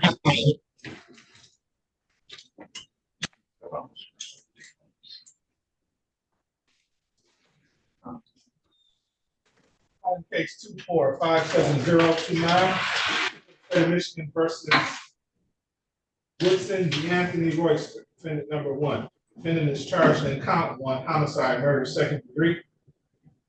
Charged in count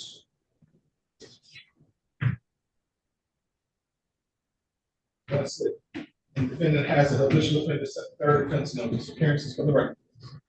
Good afternoon, Your Honor. On behalf of the people, 368673. Good afternoon to the Honorable Court. Carla Merrill on behalf of Mr. Royster. Please state your full name, sir. This matter was held in part to continue to today's date. Are people ready to proceed? Yes, Your Honor.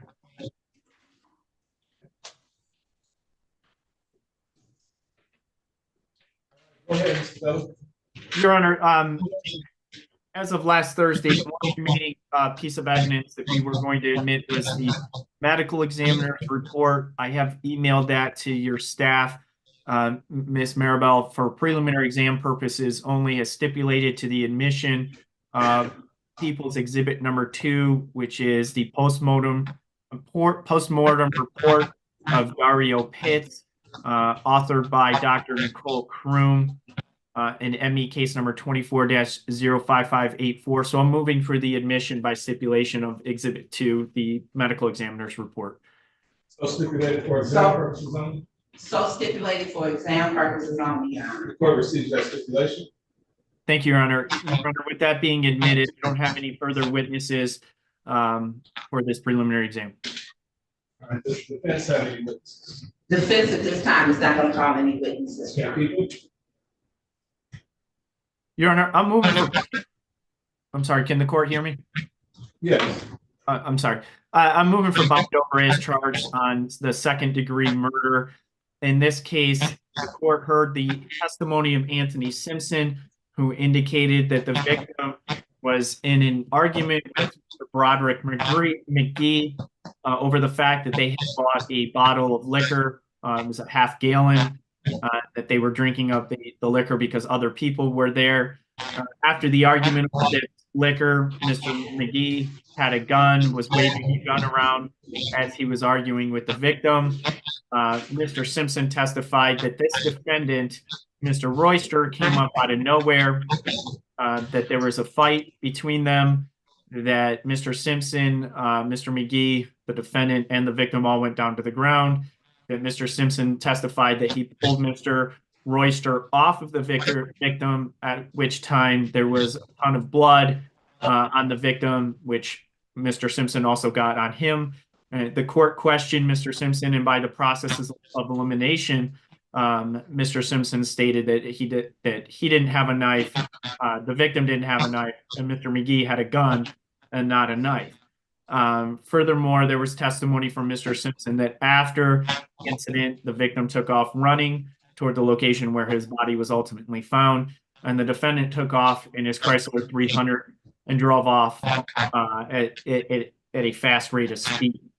And then we had testimony from the OIC in this case, who testified to the defendant's statements, where his version of the events was that the victim had a knife, that he took the knife from the victim, that he testified, the testimony regarding the defendant's statement was that he was not a threat, the victim was not a threat to the defendant, that the defendant could have left, he could have walked away.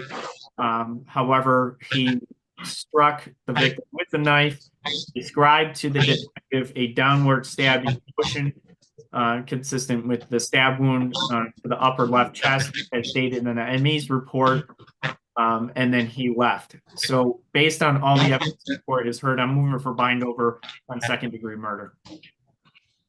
If I may, Your Honor, what's needed for second-degree murder is not here. It's a state of mind. And I don't believe that the state has met their burden for the second-degree murder. If you look at everything that was testified, this is a tragic accident. There's an argument. between, not even between my client. My client intervenes to try to break up the argument. They all fall on the ground, and somehow or another, the victim is injured on the ground. The state of mind needed for second-degree murder has not been met. So for a state of mind, there has to either be an intent to kill. And there's no. Okay. The intent to kill, or the intent to do great bodily harm, or the reasonable likelihood of his actions would cause death or great bodily harm. You don't think that's a question of fact? That just arming himself with a knife to the point to where this other person was stabbed and ultimately died from his injuries would be a question of fact to be determined by a trial of fact? No, Your Honor, is one of the things that at preliminary exams to see what's the state of mind and what comes out of the evidence. And the court has correctly stated what is required.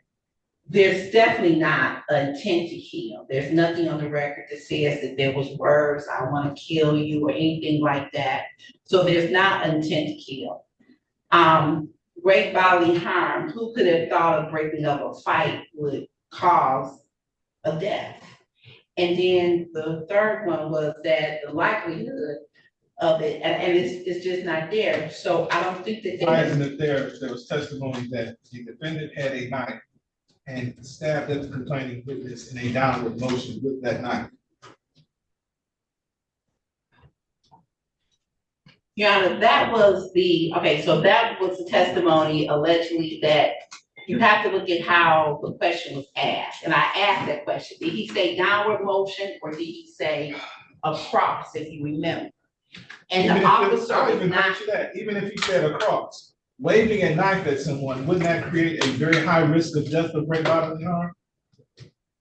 I don't think so, because it would have to make contact. Just waving it, you don't know if it's gonna make contact or not. If you're, I don't think it's an issue of fact or prior fact, then it's an issue of fact or prior fact. But I don't think that the state of mind has been met here.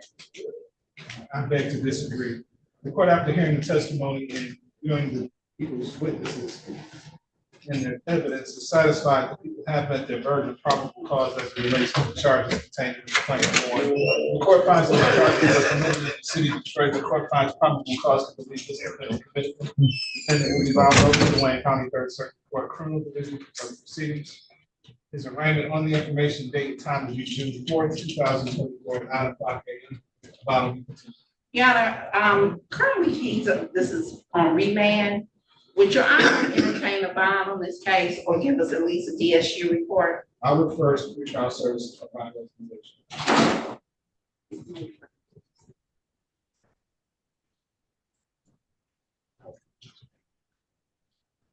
Thank you, Your Honor. Right this way, Mr. Thank you very much, Your Honor. Have a good day. Thank you as well. Thank you for allowing me to interview. No problem. Feel better. Oh, no, thank you.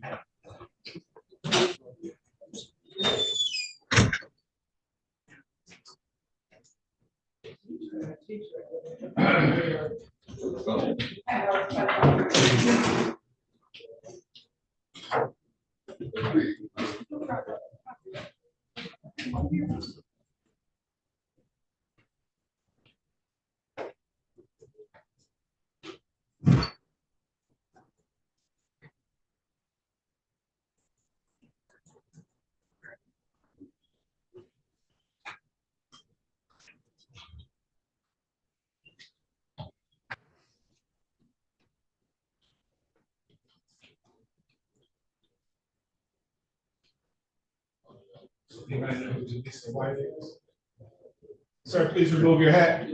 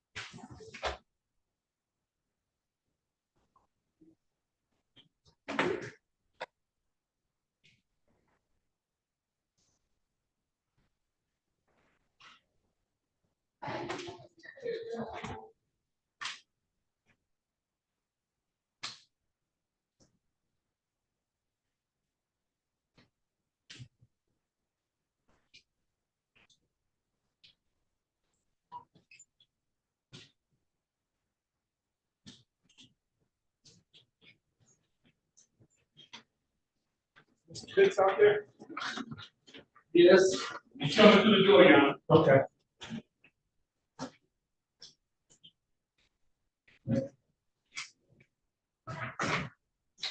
Hello there, Mr. Pitts. Judge, Your Honor, good afternoon. Good afternoon. You ready? I'd like to speak to, we may wind up doing something, I'd like to speak to Mr. Beverly if I can. Okay. Okay.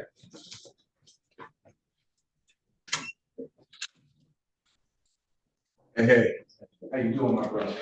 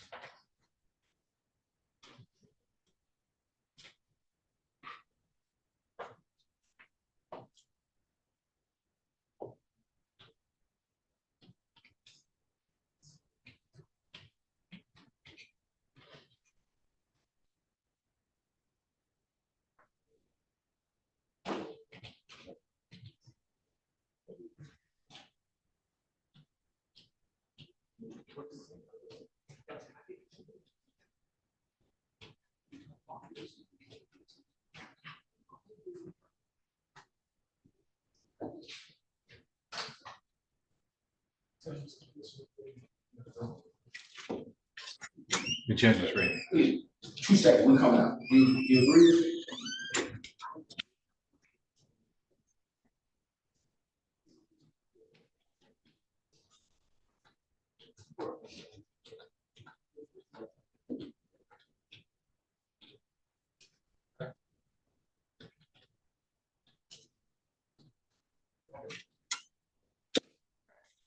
You come on. Take the table next to your turn.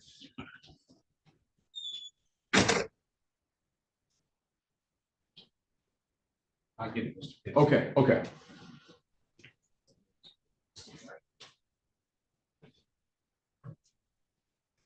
Calling case 2457141, people of the state of Michigan versus Raion Montez Beverly. Defendant is charged with count 1 homicide, murder, second degree. Defendant has a habitual offender, second offense, and appearances for the record. Good afternoon, Your Honor. Steve Blackwood, people P70668. And may it please this honorable court, good afternoon. Byron Pitchford on behalf of Mr. Ramon Beverly, who stands at the defense table tonight. Tell me your name for the record, sir. Ramon Beverly. There's a date and time set for preliminary examination. Are you ready to proceed? Yes, Judge. Judge, if I may, just one quick question.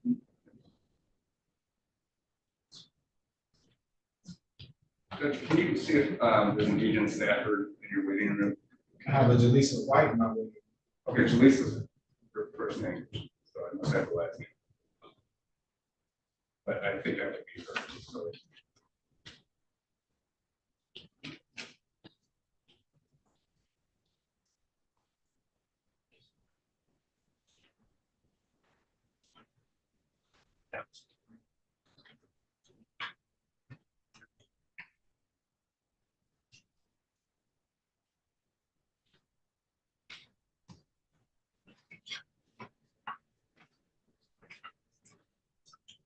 Judge, do we have that person? Jaleesa White, yeah. I just brought out the waiting room trying to get her in that now. Can we just confirm that is the witness for the people? There might be a married name issue. Is that her there? Okay. Yes. Okay. Please, sir. All right. Understanding the presence of Ms. White, understanding people are ready. I've spoken to Mr. Beverly. He understands the rights and options available to him today. He understands the burden that the people must meet. They must meet that's more probable than not that a crime has been committed, more probable than not that Mr. Beverly is going to commit said crime. Bearing in mind the burden the people must meet today, Mr. Beverly wishes to waive his right to preliminary exam and bound over as charged. That's true, Mr. Beverly. Please raise your right hand, Mr. Beverly. You swear or affirm to tell the truth, the whole truth, and nothing but the truth, so help you God? Yes, sir. Thank you, sir. You understand you have a statutory right to have a preliminary examination. By waiving the same, that means you won't have one. You'll be bound over to Wayne County Third Circuit Court as you stand charged in the complaint form. You understand that? Sir. You understand the nature and the purpose of the preliminary examination? Yes, sir. You understand if you were to have one, the prosecution will have to establish that the crime you're charged with was committed in the city of Detroit, and that there's probable cause to believe you committed it. Is anyone forcing you to waive your right? Yes, sir. Has anyone promised you anything? Are you waiving your right freely and voluntarily? Any objection from the people? No, Your Honor.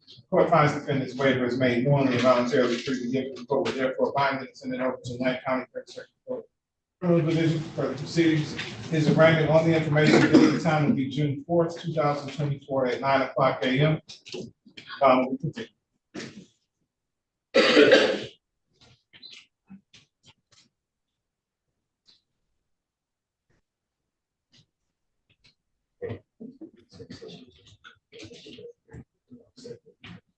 Thank you, gentlemen. Okay, thank you, Your Honor. Thank you, Judge. Ms. White, thank you very much. Thank you. The defendant waived. Have a great day. Thanks, you too.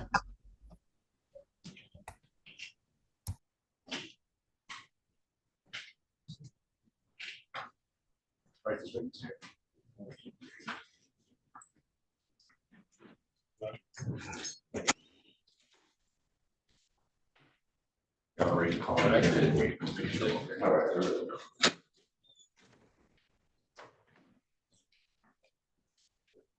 Wait for me and I'll.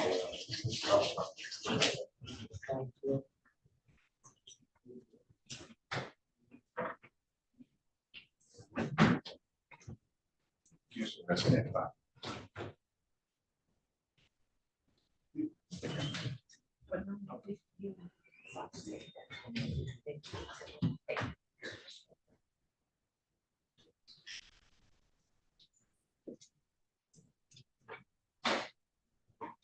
Copy that from you guys.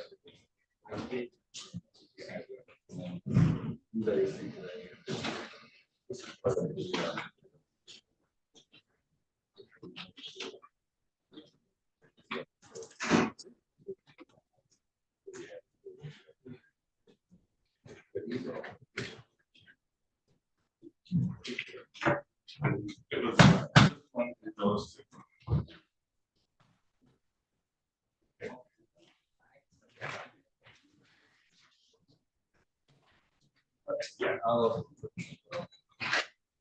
So good visual copy of it. Okay.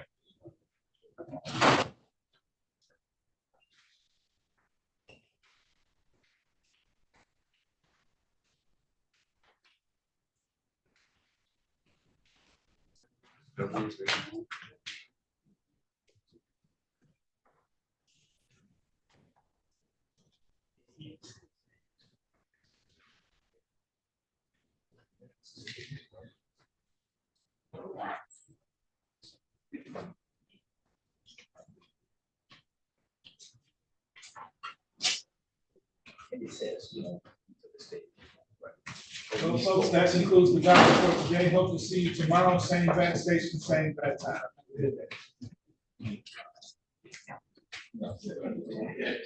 Thank you.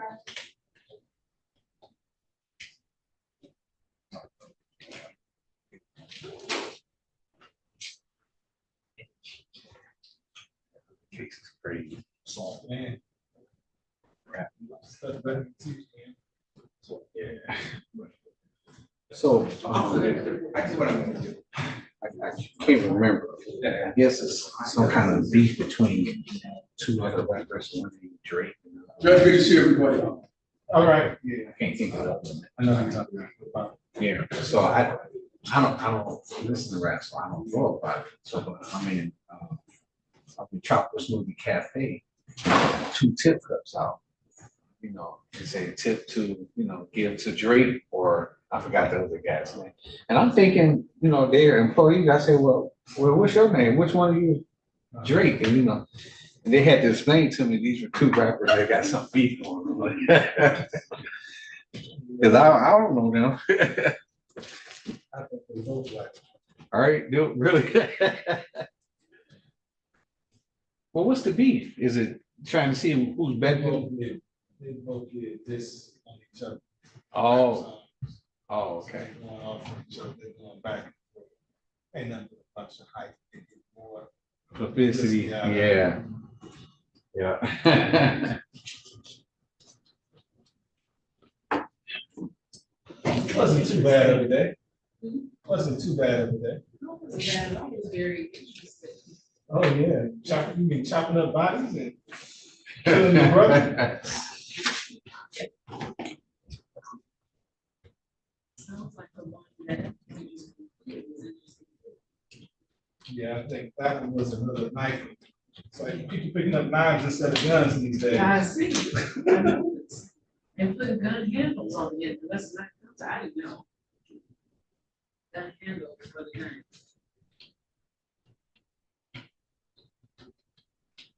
Seems like we get more waivers on these murder too. Yeah. Which is probably smart, because if somebody say the wrong thing, that murder 2 can turn into a murder 1. That's true. So is it that it can't change once they get bound over? Whatever is bound over, that's what the charges gotta be? Those are the charges, yeah. Okay.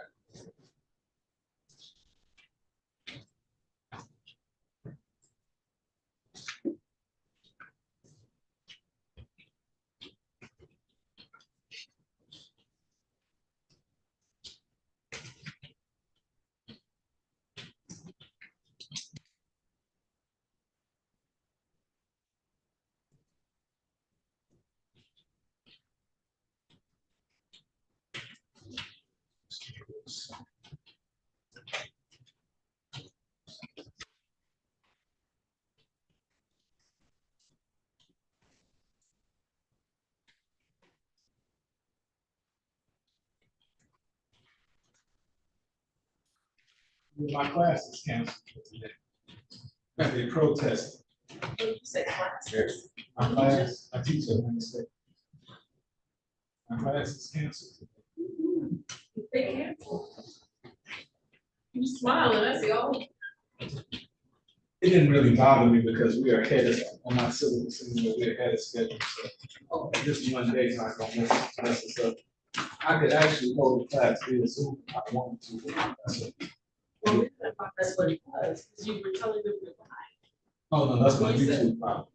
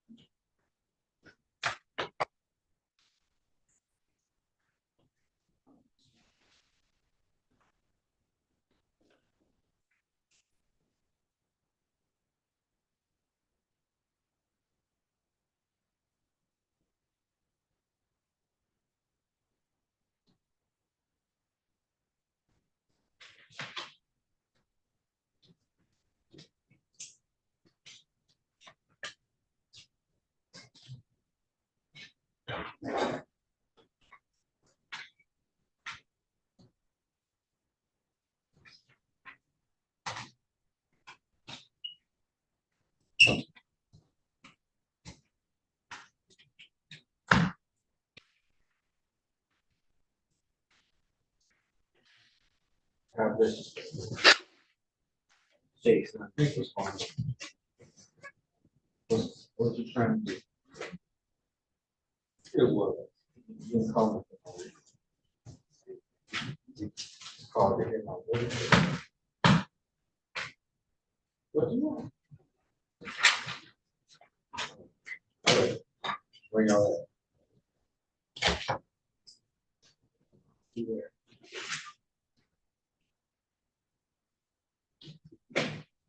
Going back. Where you going? Watch. Huh? Which one do you need? To the hell. Okay, where's one? Okay.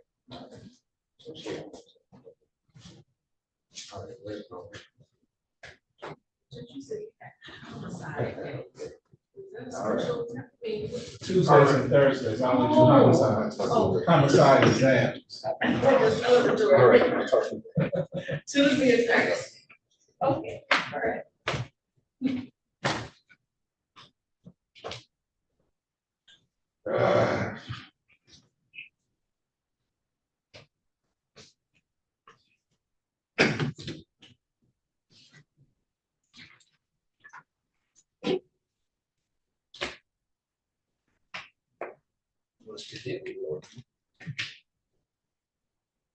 Yeah, all right.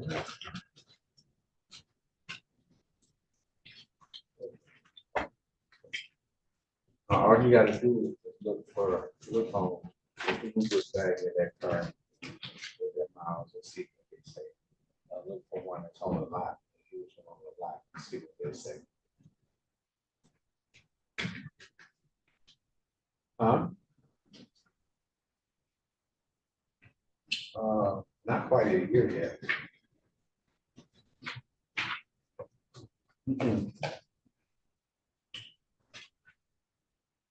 What's this, probably about 4 or 5 months ago.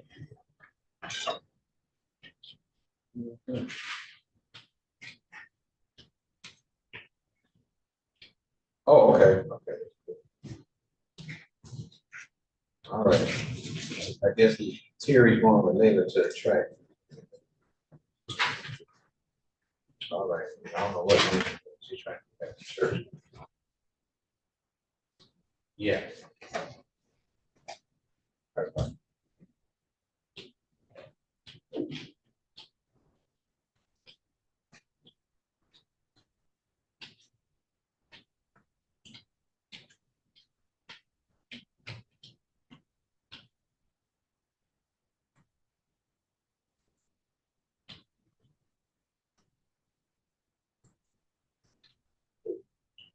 Yes, sir. That's good.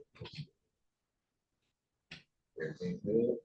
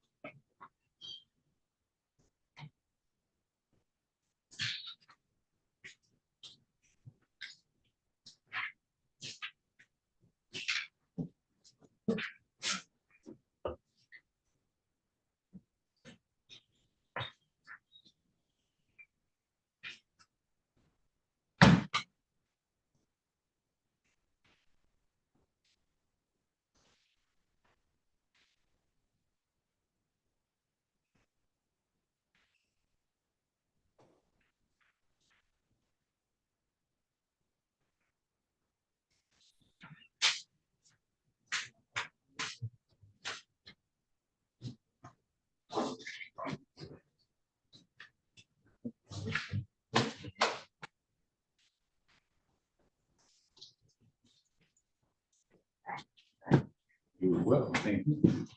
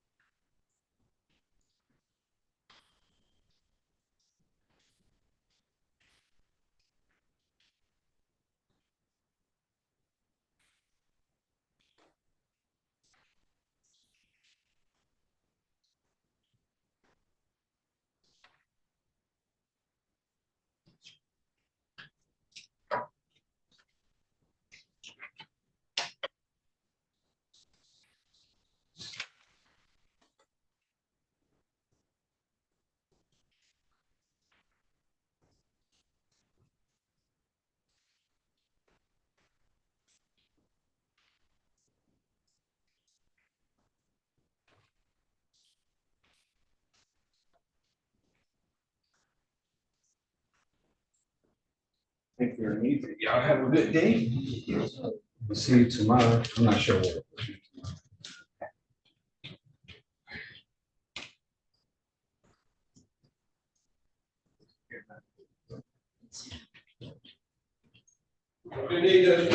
All right, you too now.